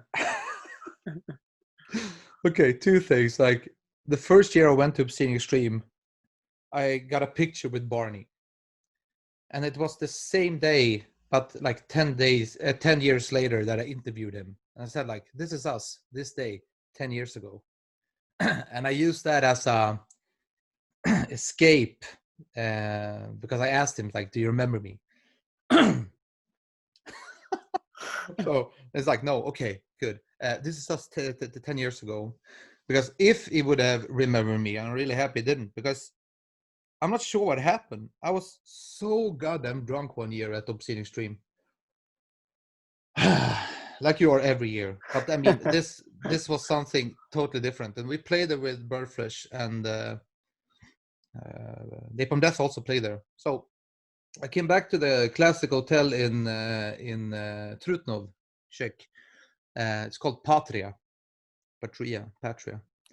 So I remember that I meet those guys in the elevator, and I just remember one line, because I came into the hotel room and I was like a little bit pissed off, and I woke up Ade and Jocke. I guess it was like 4 or 5 at night, and I was like, Barney told me, like, I've been in this business for 25 years, and I know people like you. I mean, maybe I remember it more harsh than it was. Right. But at the Maybe I moment, it took it. sounded very harsh. Yeah, but I don't remember even what we talked about or anything at all. I Oh my mean, God. which means it's like I have a total blackout. But I come up and I like started to scream, and I was yeah, it wasn't a good night. And they remember, and they told me like the day after, like, you come up this night, and you seem to have gotten in a word fight with Napalm Death in the elevator. So I was really, really happy for it. And if I Oh. got into a verbal fight with those guys, I mean, it wasn't a purpose at all. I mean, I have so much respect for them. Wow. And it wasn't in an elevator? Yeah. Oh my God. Well, it seems appropriate that you and the Napalm Death guys decided to delete it from your brains. So but Curby movie. Which seems to like derail all the time. Piece of candy. Let's call the episode Piece of Candy. Exactly, please. Dude, so yeah, so I think it goes, let me see how to explain this, because I've been, as you know, for a living, I work with video. I spend a lot of my time editing, and I've never really done anything full length, but I embarked on doing a teething documentary when COVID started, and I didn't realize how time consuming it would be and how much work it is. So I cannot even imagine how much material you had and how many hours, how many days, how many months you spent working on that documentary. Do you think you could I mean, just the money you invested, the filming, so I think you did a really smart thing, which is you did screenings. You were able to release it on DVD. You got some awesome poster art by the mighty Luis Edin from Nashville. So you did it appropriate. I think you gave it the love it deserved, because a lot of people do a documentary and they just post it on YouTube. And I feel that can feel underwhelming, right? But I think you gave it the proper treatment it deserved. So bravo for that, my friend. Yeah, but let's not forget to give a lot of credit to a lot of people here. I mean, I was the guy that edited it, of course. I had all this material, and what we talked about earlier, being organized. This is just a derail too, but sidetrack. If I would do that again, I need to be much more structured, because I remember, like, yeah, that cool thing he said in that interview, like there, and and I had to look through the whole interview just to find that word, instead of just transcribing it down. Just have it all and like put it in a document and just search and find that line. I didn't do that, so that's why it took longer time than it should. Yeah, but a lot of more people should have more credit for it. I mean, I have thanked them online. I mean, the DVD is in 3 languages.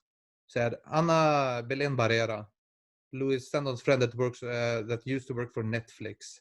Oh, And she did the Spanish subtitles. And Bilos from Malignant Tumor, he helped out with the Czech version. I did the English one, but Ana Belén Barrera like corrected my English, and excellent. I didn't put it out on DVD. It was Obscene Productions. It was their DVD. So we didn't even make a deal. I tried to make a deal with Curby's, like, how many percent of the DVDs can I have and how many should you keep? I mean, we still haven't talked about it because nobody cares. It wasn't about making back the money. It's like, I would fucking pay 6,000 euros again if I had the time to do it, because even if it's a lot of work, it gives back so much. I mean, now we put it up on YouTube, and just to like surf and by the comments and just see that makes people happy. I mean, that's worth more than anything, really. Yeah. And, Excellent. Yeah, and all of the friendships you were able to build around this, right? For sure. And all, yeah. I mean, my relationship with Curby, I'm so happy to be able to call him a friend. They actually came visited me this early this summer. They're huge football fans, so they wanted to go to see the Zlatan statue and the Zlatan Stadium and blah blah blah. I didn't even go there. I lived in this town for 5 years. I don't give a fuck about football. Yeah, but they are. They are like a sport family. Yeah. So I mean, it was so nice, and we went to some tourist spots, and yeah, I mean, they are fucking great, and yeah, I'm really happy for it. I remember when you and me were gonna do your podcast was Yeah. the weekend they came. So that was not that long ago. Was it? No, we had scheduled our podcast, but and then you had to reschedule with me because they ended up coming on that weekend, something like that. Okay, so that must have been like 3.5 months ago. Yeah, it seems like it was longer ago, right? Yeah, so much time alone. Holy shit. To me, it feels like May. We're fucking November. I'm so off. I'm so Yeah. off. Yeah. And I must give you a digital fist bump because during the Curby documentary, during many of your interviews, during a lot of time you were on camera, you were sporting a teething shirt. So props for that. Yeah. All my friends are dead. We were No. friends. That's Turbo We Negro. were. Yeah. Holy shit. I actually looked at that shirt today, and also the one with exploding head. It's like, am I gonna wear this at the podcast with Lewis? It's like, no, I really can't do that. I really can't do that. Yeah, but that's true. We were friends, and the guy eating the other guy's brain. Exactly. Yeah. With a spoon. So props for that because yeah, sometimes those little details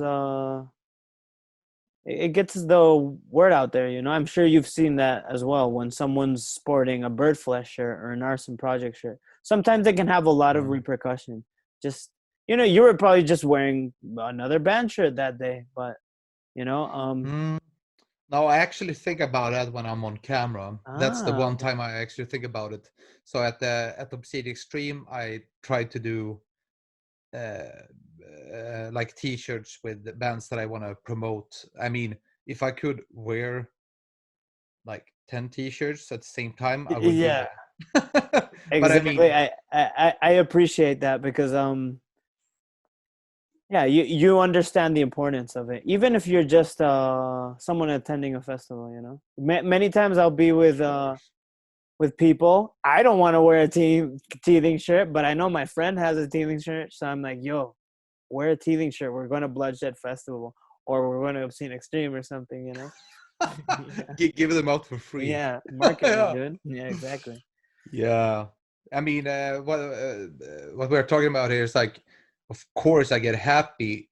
I mean, we played in London somewhere with Birdflesh, and there was a guy outside the gig, and he double merged the Arson Project. I think it was a hoodie and a T-shirt, and I was like, "Oh, that's so cool! He knows the Arson Project." So I had a couple of CDs in my bag, and I was like, "Yeah, thanks a lot for wearing that. Hey, take a CD." And I was like, I didn't even think of it. Of course, he owns the CD if he double merges.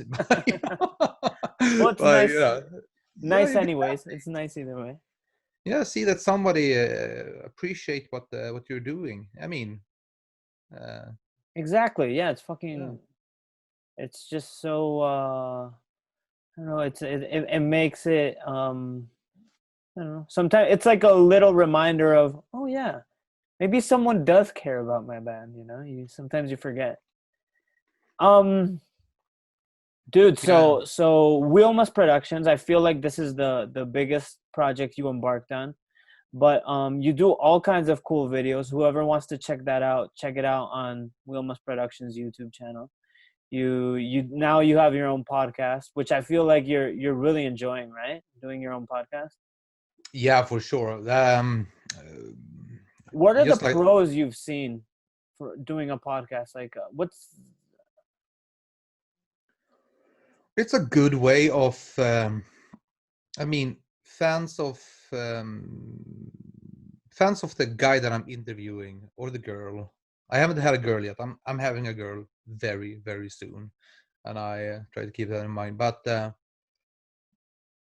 people that like the person that I'm interviewing, maybe they can also become a fan of my stuff because I upload music videos that I created for bands. It's like DIY stuff, even if it's like green screen stuff and like it's just possible to do at home yeah? or at a rehearsing space. I mean, it isn't like big production, of course not. It's like DIY stuff, but it looks cool.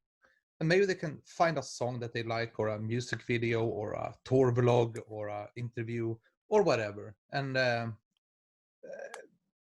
it's an easy way for people. It's like when you're walking into a record store and you ask, "Do you have any death metal albums, or do you have any grindcore albums?" And you're like looking around the vinyls, and suddenly you find like a band. It's like, "What is this?" "Yeah, blah blah blah. This blah blah blah." The same way with a YouTube channel. It's like Uh huh. you see a couple of videos and suddenly you get recommended something else from this channel, and there you go. Maybe you found a new favorite band. Who knows? That's You smart. know? That's yeah. That's smart. That okay. Yeah, cause that's smart. Cause you have everything uploaded on that same channel. That's right. Yeah, I mean, I make playlists. I have one playlist for Birdflesh. I have one playlist for the podcast. But if you Right. subscribe, of Yeah. course, you get a ding. We must release a new video. I mean, yeah. Yeah. That's it. So talking about this Curby documentary, we mentioned Luis Sandon before. Um, Mm. what's your relationship with Nashville? Your friendship? Can you tell me a bit about that? Um, I guess we have known those guys for 10 years, Hmm. something like that. We played what the fuck? A Coronia. A Coruña. Uh-huh. Uh, The north of Spain. yeah. I mean, we played with them a lot of different places. I mean, we have probably played together at least 5. I would guess 10, Mm-hmm. but I'm not sure. I mean, you meet them everywhere. Me and Lewis had never talked that much before. I mean, I have always loved his artwork, but we have like spent so many evenings together at gigs and parties, but we never talked that much because he doesn't like to speak that much English. Nowadays it's a little bit better, but Uh-huh. he's not the one that I mean, I don't speak that good English either, but I am the one that goes up to you and starts to speak. For sure. That's how I do it. But I have a hard time when people does it to me sometimes because not very often I'm in the mood. But Lewis is pretty hard that way because he's not the one taking the moment to go and talk, because I think it's more Hector, safe maybe? and Oh, okay. yeah, exactly, and like talking Spanish, and Mm-hmm. having one Spanish dude that can speak a little bit more English, somebody can like explain it to him, something like that.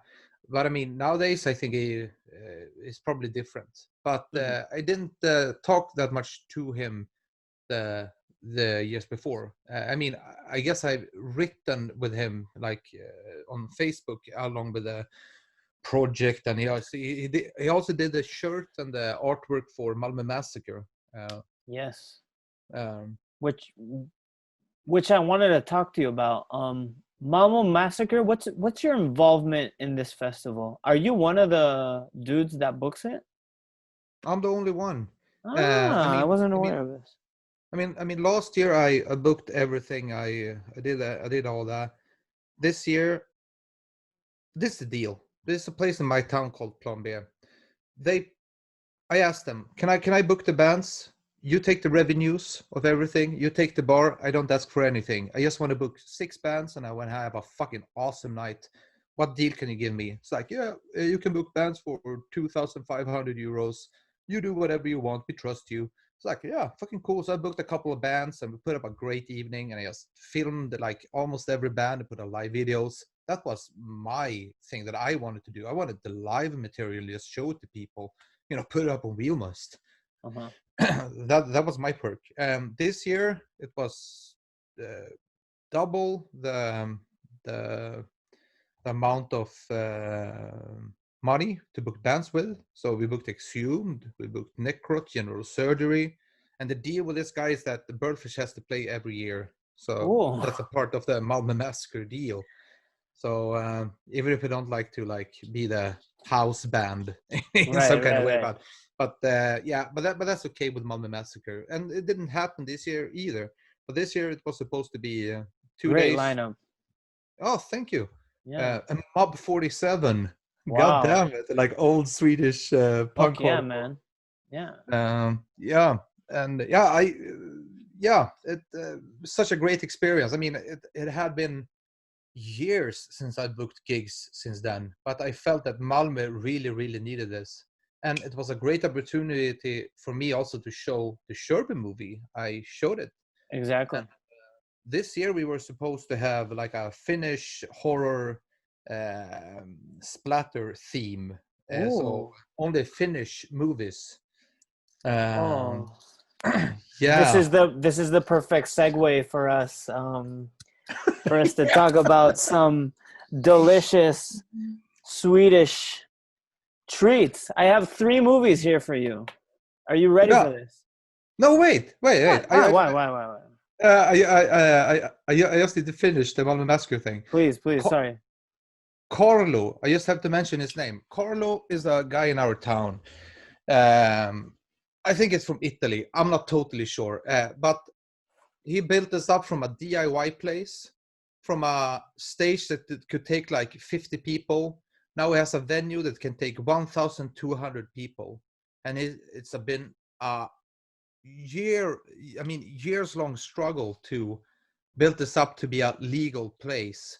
and all the fucking shit that comes along with it. And now the fucking corona hit and they're fucking down on their knees. So if Swedish people are listening to this, like, try to help them out as much as possible. But yeah, Carlo has booked, I mean, he doesn't book. Yeah, okay. The deal is, he writes me, I know Exhumed the Necrot is going to be out on tour. Do you want them? And I was like, fuck yeah. So I like wrote Matt Harvey. It's like, is this true? That was a weird thing, because like the two headliners, like Exhumed the Necrot, on Plan B, or Carlo actually booked. Yeah. So I just wanted to give him some like real For credit sure. for that. So Yeah. shout out to Plan B, and for all Swedish people, even like European people who want to support Plan B, I'm sure. Is there like some sort of donations page or something like that, or anything anyone can do? Yeah, for sure. They have a website, but you can also buy digital beers. So Oh, you there you can go. buy, yeah. So the moment you go there, you have some digital beers. So you can just leave the ticket later on. But of course, you can buy like all different kind of merchandise. But I mean, this is a place that went from like small punk bands to suddenly have like huge fucking bands, and you know it's the right type of people. Right. They are not the money grabbing assholes. It's good people. Great. So but are you still positive Malmo Massacre 2 might actually happen? Because it's Yeah, we have the same lineup for next year, and exactly. I have a plan C for plan B. So if the American bands can't come, and I mean, I can totally see that happening, of course, that the American bands can come, but if not, I have a Swedish alternative. If we are still allowed to have gigs, then I have some Swedish backup bands that people will not be disappointed at all. Yeah. Sarah, my girlfriend, was texting me with her friend Lily. They were asking me if they wanted me to, if I was okay having vegan burgers for dinner, and I was fuck yeah. I was like, fuck yeah, let's do it. If I would get that question, Exactly. that isn't a question. That is something obvious, isn't it? Like, Exactly. feed me burgers. I just Breakfast. said my only thing was like, please pick up some beers too. So Oof. Cheers. cheers to that. We were talking. Please, we were talking about Malmo Massacre. Yeah. And anything else you'd like to add about Malmo Massacre? That's so cool you're doing this. Yeah, And a very important thing for me. You know, the bands last year starts to play at 5, and before that we showed the Curby movie. I wish I had more. So next year I want to have, I mean, I planned like 5 movies for this year on 2 days, and this is before the band starts playing, for the people up early. So we have like lunch, like a grill party, like eat as much vegan hot dogs as you want for 10 euros, fuck yeah. and fucking watch fucking Finnish horror movies, right? Ugh, dude. it's, it's a fucking event. You know, all the credit to like going to a gig, but I mean, I want this to be a fucking event. That's You know, that. I love when people do that. They blend the best of both worlds, which you're doing. You're fusing. What is it? Swedish and Finnish horror films and just grind and death metal bands. Is that the idea? grind death and I guess like punk hardcore. And this year it was meant to be only Finnish horror movies, but next year I want to show Alfred Schwartz movie, the Legion, Necropolis. Ooh, Yeah, I have not seen this movie. I still haven't watched it. I just watched the trailer and I had a chat with him, and I mean, I don't want to watch it before I can have a screening with it. I mean, I just need to see if it's a costly deal or something like that. The Finnish producer. I mean, it was 3 different, but the main one, I only need to pay his flight tickets and hotel for 2 days so he can come here. Oh, Like, wow. So you're actually making, it's not just a screening. You're actually going to have the filmmakers there to like for a question and answer and all of that.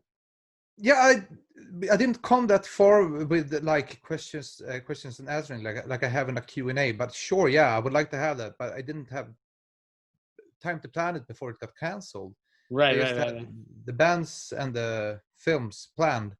But that guy is a really, really special guy. He's a transgender guy, and he plays a girl in the movies. It's a trilogy, like a short trilogy.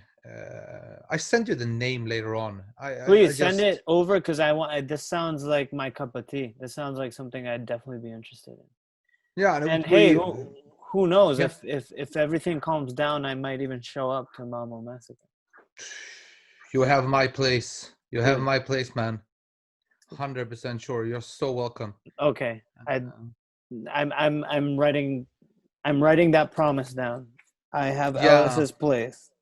And we can make a deal that you get free entrance if you are if you want to DJ one night and also present the bands before they go on stage. Dude, awesome would that let's be? Do it. Okay, but I 100% want to do that, but when the fest is over or before the fest starts, let's make a cooking feast. We'll cook for each other. Holy shit, yes. Okay? Last week of August. That's the plan, yeah. Louis just sent me the poster. It is the same poster from last year, but we changed dates. Okay. But we're gonna have one more headliner, a pretty fucking weird one. I can't name the name. I'll tell it to you later on, but it's just a fucking headliner. Okay. Yeah. But it makes sense, right? It's weird and out of the box. Oh, it doesn't make any sense. Okay, that's just in some way yes, but in some way really no. Okay. Yeah, we build this up to be too much right now, but yeah. It's like Burzum or something like that.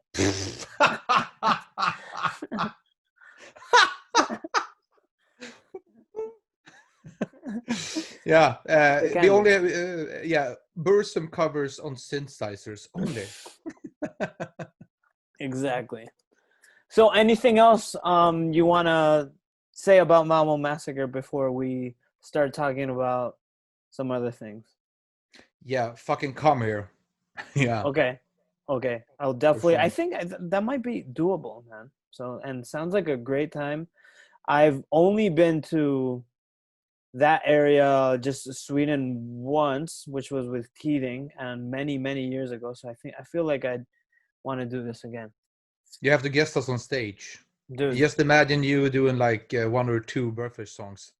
Dude, I'd fucking love that. You know, my favorite Birdflesh release is the split 7-inch with Splatterhouse. Yeah. I think that has like some of your best songs. Which makes me think, are you guys still doing splits or you're just doing like LPs and EPs? No, we made a split with Organ Dealer, and big props to those guys. I mean, oh yeah, I watched your episode with them. Very cool. It was Jeff and Eric. Yeah, but I mean, fucking Organ Dealer. God damn it! Since the first time I met those guys, I don't tell a lot of people that I love them, but I mean, I ended up the interview with them like, I fucking love you guys. I mean, they're so great people. I mean, Jeff, he actually came over and I picked him up at the airport in Czech, and I booked a hotel for him and got him free entrance at Obscene Extreme, and we just had a great party. And when the weekend was over, I drove into the airport, and me and Elin, my girlfriend, we just drove back to Sweden. And we were like, God damn it, Jeff. I fucking love him. Yeah, I would fucking love to adopt him. Dude, wait, who in the video is this? The guy with the longer hair or the guy with the shorter hair? The longer hair. Oh, okay. The guy that interrupts the other guy. Okay. I thought that was cool that they decided to do a 2 people interview instead of just 1. That was cool. Switch Yeah. it up a bit. Dude, are you ready to talk about some... I have 3 Swedish horror movies here on my left. You want to talk about some horror movies for a bit to end our conversation on a high note? Oh, do we have to end? I mean, Okay. this is so much fun. I know, but I you know us. We could go on and on and on, but For sure. unfortunately / fortunately, I have to have vegan burgers and beer. Mm. So, first movie, which we actually talked about today, is Evil Ed, which I think this is a masterpiece. You and I probably have a stronger link to this film just because it's about a film editor, and not a lot of movies dabble around a film editor. But I think one of the main attractions to this film is the amazing out of the box special effects, which are excellent. When he blows off his head, when he puts the grenade in his mouth and blows off his own head.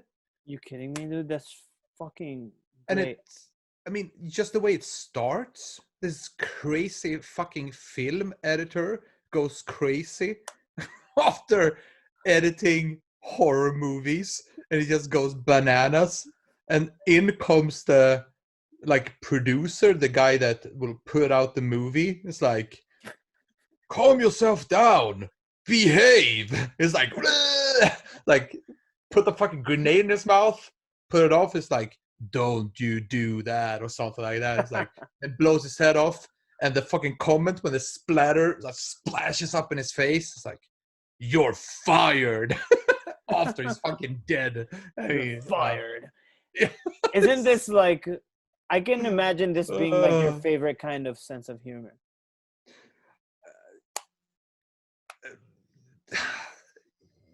I mean, I don't watch that many horror movies nowadays as I used to do when I was a kid. I don't have the time anymore, But I mean, yeah, it's great sense of humor. I wish I saw more movies. More movies. Yeah, but that movie, I mean, as a Swedish kid, at every video outlet, you could find that movie. I mean, in every fucking video outlet. It was a classic one. You can find it for like $2. And yeah, that's a fucking classic. This is what I'm holding in my hand right now is a release from a distribution company I love called Arrow Video in the UK, and they did an amazing job on this release. It's the movie on Blu-ray and 2 Blu-rays full of special features. So there's like all of this really interesting making of on the film. So I'd recommend, if you ever find some time, picking it up. Yeah, Lewis, I'm gonna give you a promise. I don't collect movies anymore. Okay. But I have a lot of, I think I sold off my trauma movies on VHS and all this. But I'm 99% sure I have this on VHS tape, VHS. And I have them all in the cellar. And if you come and visit me, you can bring a bag and you can take whatever you want from down there that you think that I want this in my collection. And I promise I give it to you. I really give it to you. Okay, so I think we can confirm I'm 100% gonna be in Malmo on August 27th. Okay. Yeah. So I'm booking my flight right now. Dude, thank you. That sounds amazing. Do you have, apart from Evil Ed, do you have more horror films on VHS? Yeah. I mean, classic ones, Cannibal Holocaust. Okay. I just booked my flight, and can you pick me up? I'm not sure if I actually saw that one. I think we talked about this. I used to go to secondhand stores and just pick up even like famous movies like Texas Chainsaw Massacre. Like I had like 3 different ones, and I put them out online. And I'm not a part of that scene in that way. I just like to own cool Yeah. stuff like everybody else, but I put them out online. Like one sold for 50 cents, the other one for 60 cents, and one for like, I don't know, $30, like $40. Some more weird Right. like release, probably. Yeah, you know much more about this than I do, but I mean, I have a lot of shit down Yeah, here. Yeah. I'm like you.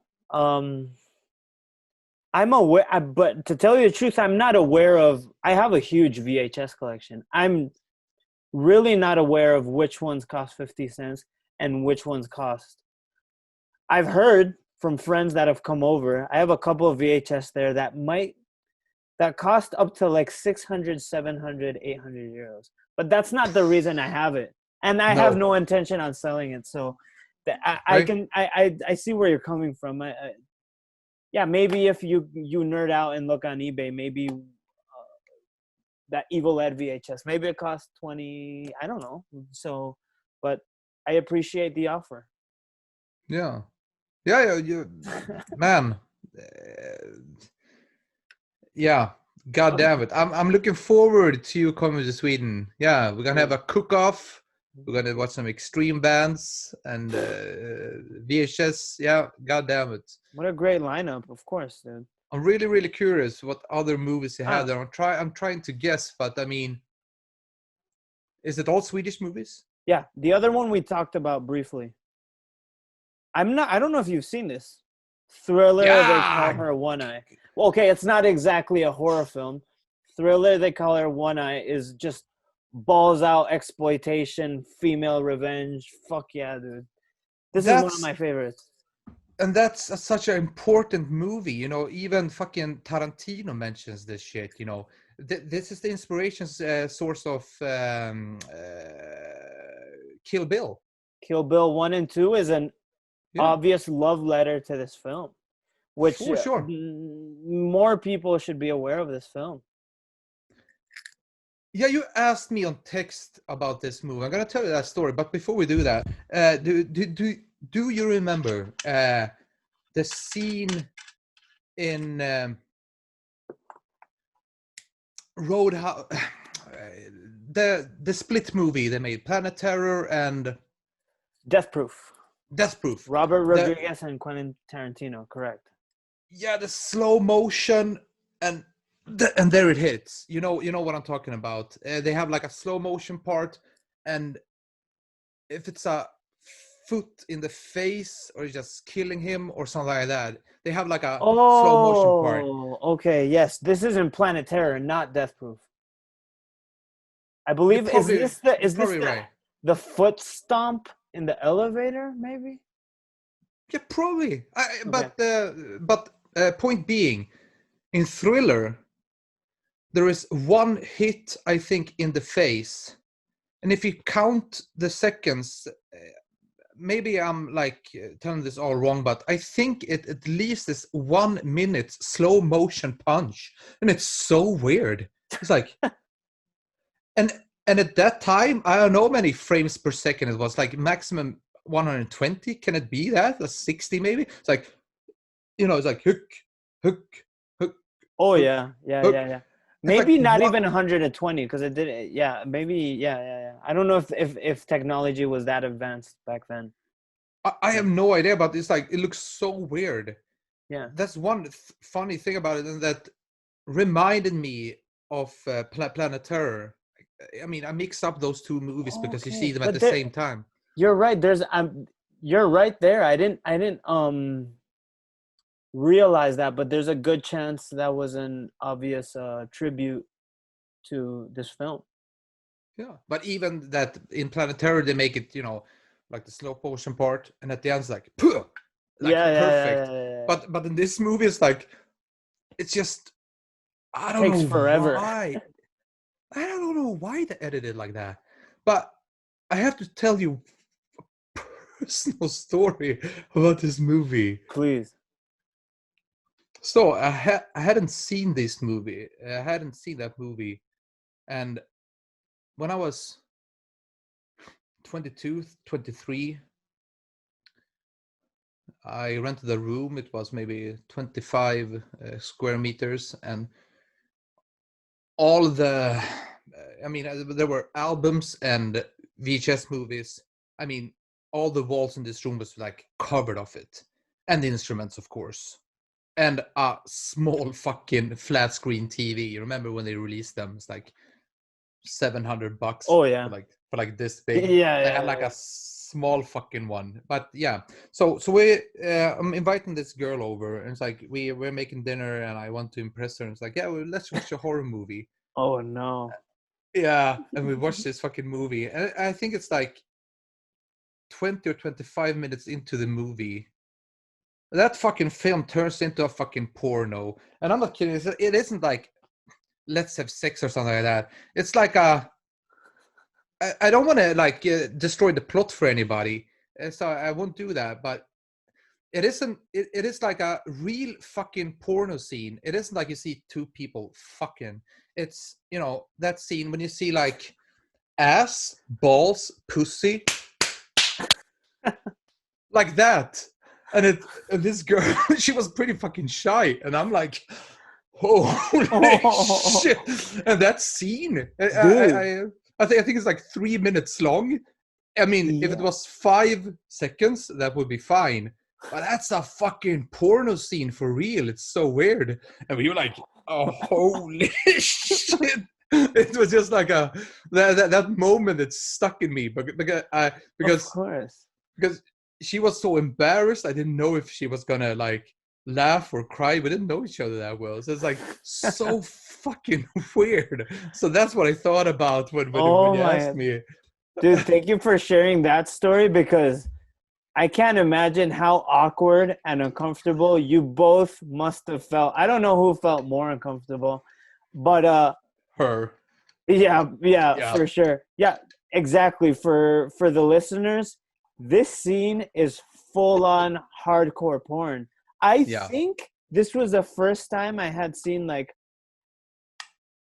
close up balls, dick, pussy open. Like I was like, I'd never seen that in a like film that wasn't porno.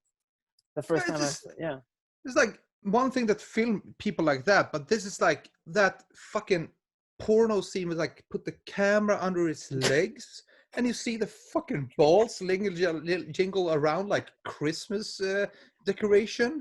It's like, and you.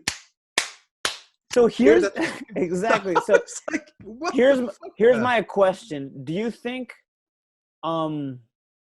that scene is justified in the film? Because there's a censored and uncensored version.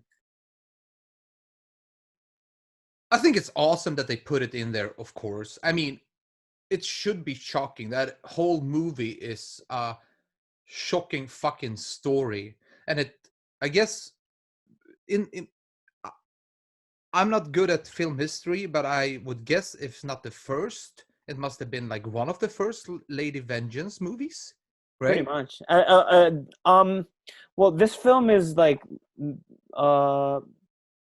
late 70s, no, 1974. So yeah, you might be right. It started the whole. It was. I think it was more. I'm sorry. I'm rambling, but I don't know if it was the first, but it was definitely that whole. There was a wave of rape revenge films, boiling up in this era. Yeah, and that fucking story. I mean, they put in so much for not such a huge story. I mean, the story could be described in a novel, and you can read it for like 15 minutes and you get the whole story detailed, but they do so much. So I mean, they need those parts in the movie because maybe they didn't have story enough to do anything more, something like that. But I mean, it's extreme. If it's justified or not, I don't give a fuck. I mean, that's a part of history, isn't it? Just it's shocking. You know, I think it's justified because it made that move. It made it feel that much more raw and real. I was like, wow, you could kind of like relate to her. You know, you were like, oh wow, it's very powerful. I felt it was powerful. So yeah, in my mind, it's justified. As a piece of trivia, it might be a bit obvious, but the girl in that scene was not Christina Lindbergh. It was a double. Yeah, Makes I sense. can totally see that. Yeah. But but the scene is for fucking real. I mean, Oh yeah. it's fucking real. Yeah. Yeah. Are we ready for our next movie? We only have one more. Oh, only one left. Yeah. I actually thought of going down to the cellar before this and like picking up a couple of movies because I knew something like this would happen. God damn it. That would have been cool, man. Yeah, it would. I We have guess to do this another we'll have time. to do a part two. We'll have to do a part two. For sure, man. For sure. So I think my next choice is a more obvious choice. A very popular film. Can you guess what film it is? This is not Terror in Rock'n'Roll Örnsjön, probably. No, it's not. It's not. This film is one of the best vampire movies ever filmed. Do you know which one I'm talking about? This film is Let the Right One In. Ah! You have an unread message already on Facebook. I wrote you, and when you sent me the link to come into this Zoom chat, you haven't read this yet. I wrote you, Låt den rätta komma in, and that is Let the Right One in Swedish. Ha! So yeah, that's amazing movie. This is a beautiful film, very poetic. I love when filmmakers are able to tell just a vampire story without the typical gothic castle Dracula story. It's just it's a coming of age film about two kids as well. Excellent actor and actress. Yes. Amazing. I read that the filmmaker took the casting process was like a year until they found the appropriate kids, and it's just I love this film. One of my favorite vampire films. There's for obvious reasons. What do you think? What was your experience watching this? The Swedish original version is so much better than the Hollywood version. Yes. Let's start there. Oh yeah, I think no question, no question. I don't think and I don't think many people would disagree with you on that one. I think the word you choose to portray it with, it was poetic, and I think that's a terrific word to use on this movie. It's beautifully filmed. It's not one of those bum bum and there comes the scare. It's not that type of movie. It's like creeping on you, and it's just the general gloomy feeling about the whole film. It's beautiful. It's a little bit of, I mean, there is love. Oh yeah. I mean, that, do you remember the scene of the bullies in the swimming hall, the bathhouse? Of course. Oh yeah. That's the end of the film. Yeah, and the fucking choice were like how to portray this. Yeah, the shot of the film that it's filmed underwater. I'm pretty sure it's slow motion. Yeah, this is filmmaking at its finest. Like what a vision. And as you said, to tell you the truth, I don't know if it's more of a horror film or more of a love film, or maybe 50-50, Yeah, but it's like, it really doesn't matter. It's a great movie. It's great characters. It's great casting. I can't remember. I mean, it isn't one of those movies where you have like an awesome soundtrack. It's just like, it just creeps on you. Super atmospheric for sure. And when you watch it, you feel so much fucking empathy for the anti-hero. The young vampire. For sure. Yes, I think so. I'm glad. I'm sure. I'm sure. Yeah, for sure. I'm glad we could. I think we agree and we love these three films in very similar ways. Doesn't the like the filming of it reminds you of Hitchcock movies? Yes, it's very slow paced, right? But Yeah. not in a boring way. Yeah, that you're right. It has a similar vibe to a lot of Hitchcock's films. Yeah. Dude. Yeah. It was a long time ago that I watched it. By the way, it was so fun since I wrote you that message. I haven't read it yet, but I wrote you, låt den rätta komma in. Yes, it's been almost 2 hours. So Yeah. before we leave, That's the start and this is the ending, probably. Yeah. Exactly. So Amazing. yeah, but before we leave, I like to ask all my guests, sometimes I forget to, do you have any horror film recommendations? What one horror film you've seen? I know you just said you haven't been seeing a lot of films lately, but any film recommendations you want to throw my way? You've seen during COVID, for example, or something that stuck with you the last couple of years. I mean, the last couple of years I've been doing the Netflix bullshit. I haven't bought any movies. This is a huge deal for you. Mm-hmm. I mean, you remind me of the movie mindset you have now. I had when I was like between 15 and 25, maybe. I'm 35 today. Now it's like the Netflix bullshit, and I'm a lot more easily scared than I used to be.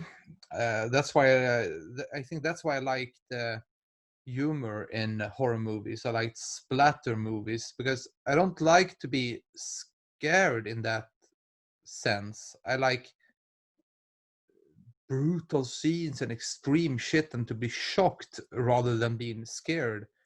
That's like feelings they you will probably like, if you see something scary, you don't think of it like an hour later. To me, it's fucking stuck in my head for like a week. Gotcha. It just fucks me up. So Netflix bullshit. But let me think, have I watched anything else?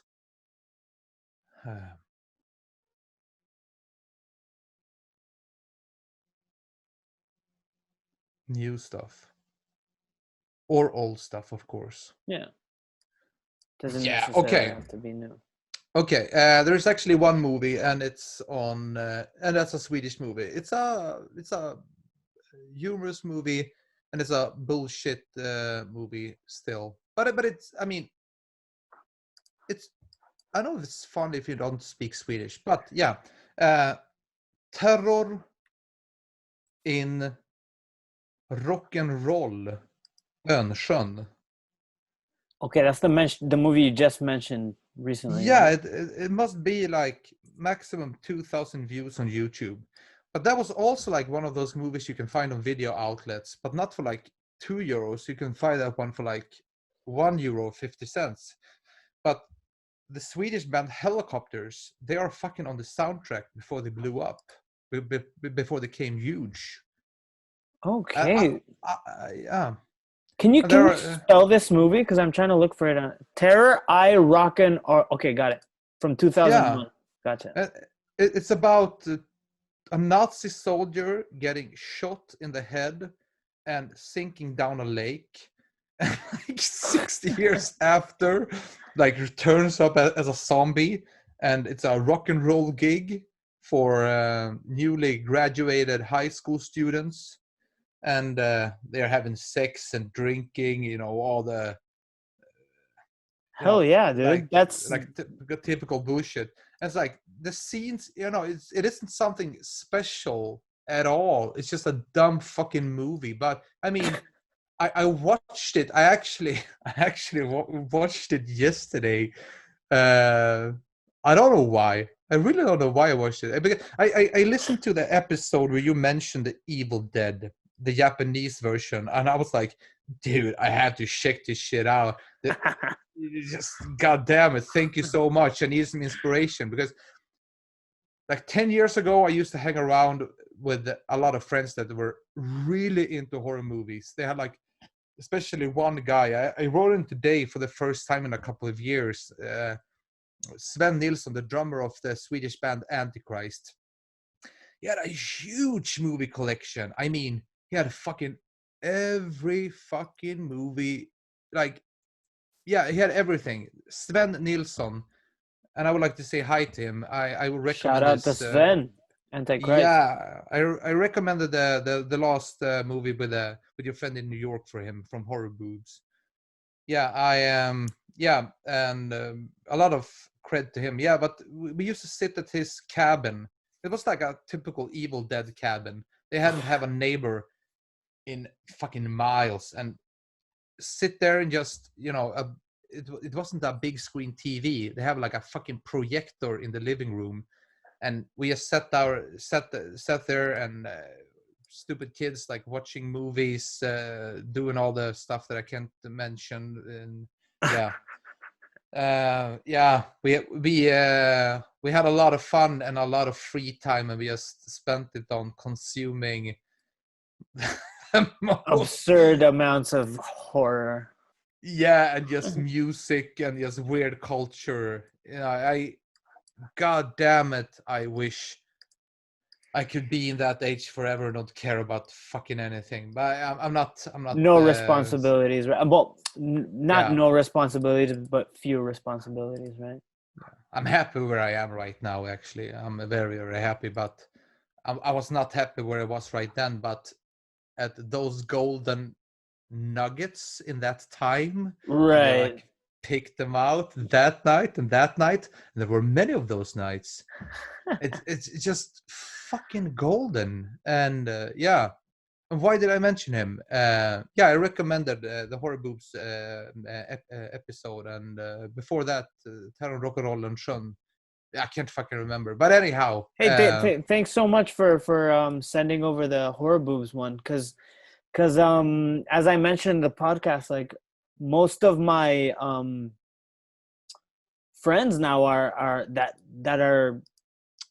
I feel like could be on this podcast are just music related, but I have few friends that are in the like film business, and I definitely like to get more of those. So that's awesome you were able to share the Horror Boobs one, because I really like what my friend's doing. He's doing like really interesting stuff. Dude, I actually told Sven Nilsson from Antichrist, the drummer, like if I would recommend one person that you should take contact with, it's fucking him. You don't know him, but he's a friendly fucking dude, amazing drummer. Okay. It's actually one of my like most important bands for like 10 last years. Fucking great band. Don't listen to the. I don't like. Okay, they put up a lot of great music, but what I like is like, I don't want to sound like a nerd or anything, but the first demos. Uh-huh. I know how this sounds, but Put to Death. Okay. And even the guitar player from that band helps out the Birdflesh. He came by and helped with me how to think about solos on Extreme Graveyard Tornado. He just lived a couple of blocks down from here. I mean, by accident. He just moved to Malmö, you know. So you Yeah. think he would be a great interview? I'll definitely send me his email and or his whatever, his social media, and I'll For sure. I'll look into it, man. That sounds Sven Yeah. from Antichrist. All right, dude. Yeah. You guys could talk for hours, believe me. And yeah, amazing. Excellent. And okay, so if we could sum this up, our conclusion, I think, is if you are trying to impress a girl, do not show her Thriller, They Call Her One Eye. Or if you do, maybe skip the porno scene. Yeah, there are a lot of greater movies like Evil Dead. That's a fucking classic. And you asked me about, I think you asked me about my favorite movie, and I will still say that Evil Dead. If I would watch, what is it called? Lonely Island movie. Right, the Lonely Island movie. That? Yeah. Like a movie Evil you'd take Dead. to the. Yeah. Okay. Hell yeah, Yeah. dude. Yeah, for sure. Excellent trilogy. and Yeah. they're all super different one from the other. But what can I say about Evil Dead that has not already been said? That's Yeah. one of the greatest for sure. Exactly. And thanks a lot for the Japanese. I mean, I really have to find that. And you have to send me like a great movie like every week that I can find like online. Buy it or see it on YouTube. I mean, Okay. I need someone like that in my life. I need it. One movie that comes to mind, which I feel like has flown under the radar, is called Compliance. It's an American film from 2012 or something like that. It's based on a true story. It's horror, but not in the like classic sense. For me, it's horror. I feel this movie scares me. It's based on a true story, and it involves a creepy man, a young lady, and a fast food restaurant. That's all I'll say. Okay, so What's the name of it? Compliance. I'm not Compliant. sure if you can find it anywhere. I picked it up on Blu-ray because I'm a big movie collector, as you know. And maybe if you dig hard enough, you'll find it. If not, I'll send it over your way somehow. Man, dude, just send me like a link where I can buy it or download it for money. I really don't do torrent shit or anything like that. But or watch it on YouTube. I have spare cash and spare time for this. Okay. Yeah. I'm sure you can find it easily on Amazon. That's where I found it because Yeah. I have Prime, so and it wasn't expensive. It's really I from what I gather talking to you about films, I feel like this movie is gonna stay with you. It's a movie. It's just it come not a not it comes it come I find myself thinking about this movie constantly. You know. So my friend Elis, much love to you. And Wheelmust, they're coming to get you. We're coming to get your ugly face on camera.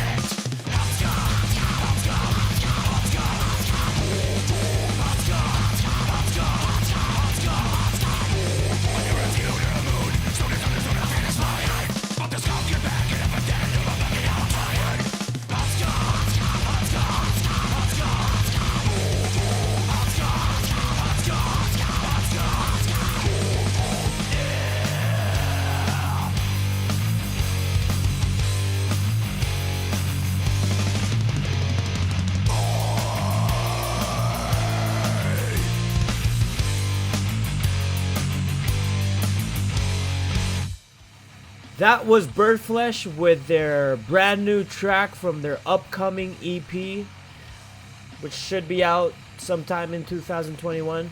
This song is called The Head of a Skull. It's a love letter to Scott Hull, or not. Anyways, thank you so much to Mr. Wheelmust for being on the episode. Good friend. Such a good friend that we've been talking about doing something together in the future. But you'll never know what it is. I mean, you will know what it is if it eventually comes out. So tune in later this month because I had a beautiful and horror-fueled conversation with JY of Microchip Terror. Microchip Terror is a synth horror motherfucking fucked up band based out of Singapore. Fuck yeah. Good night and fuck off.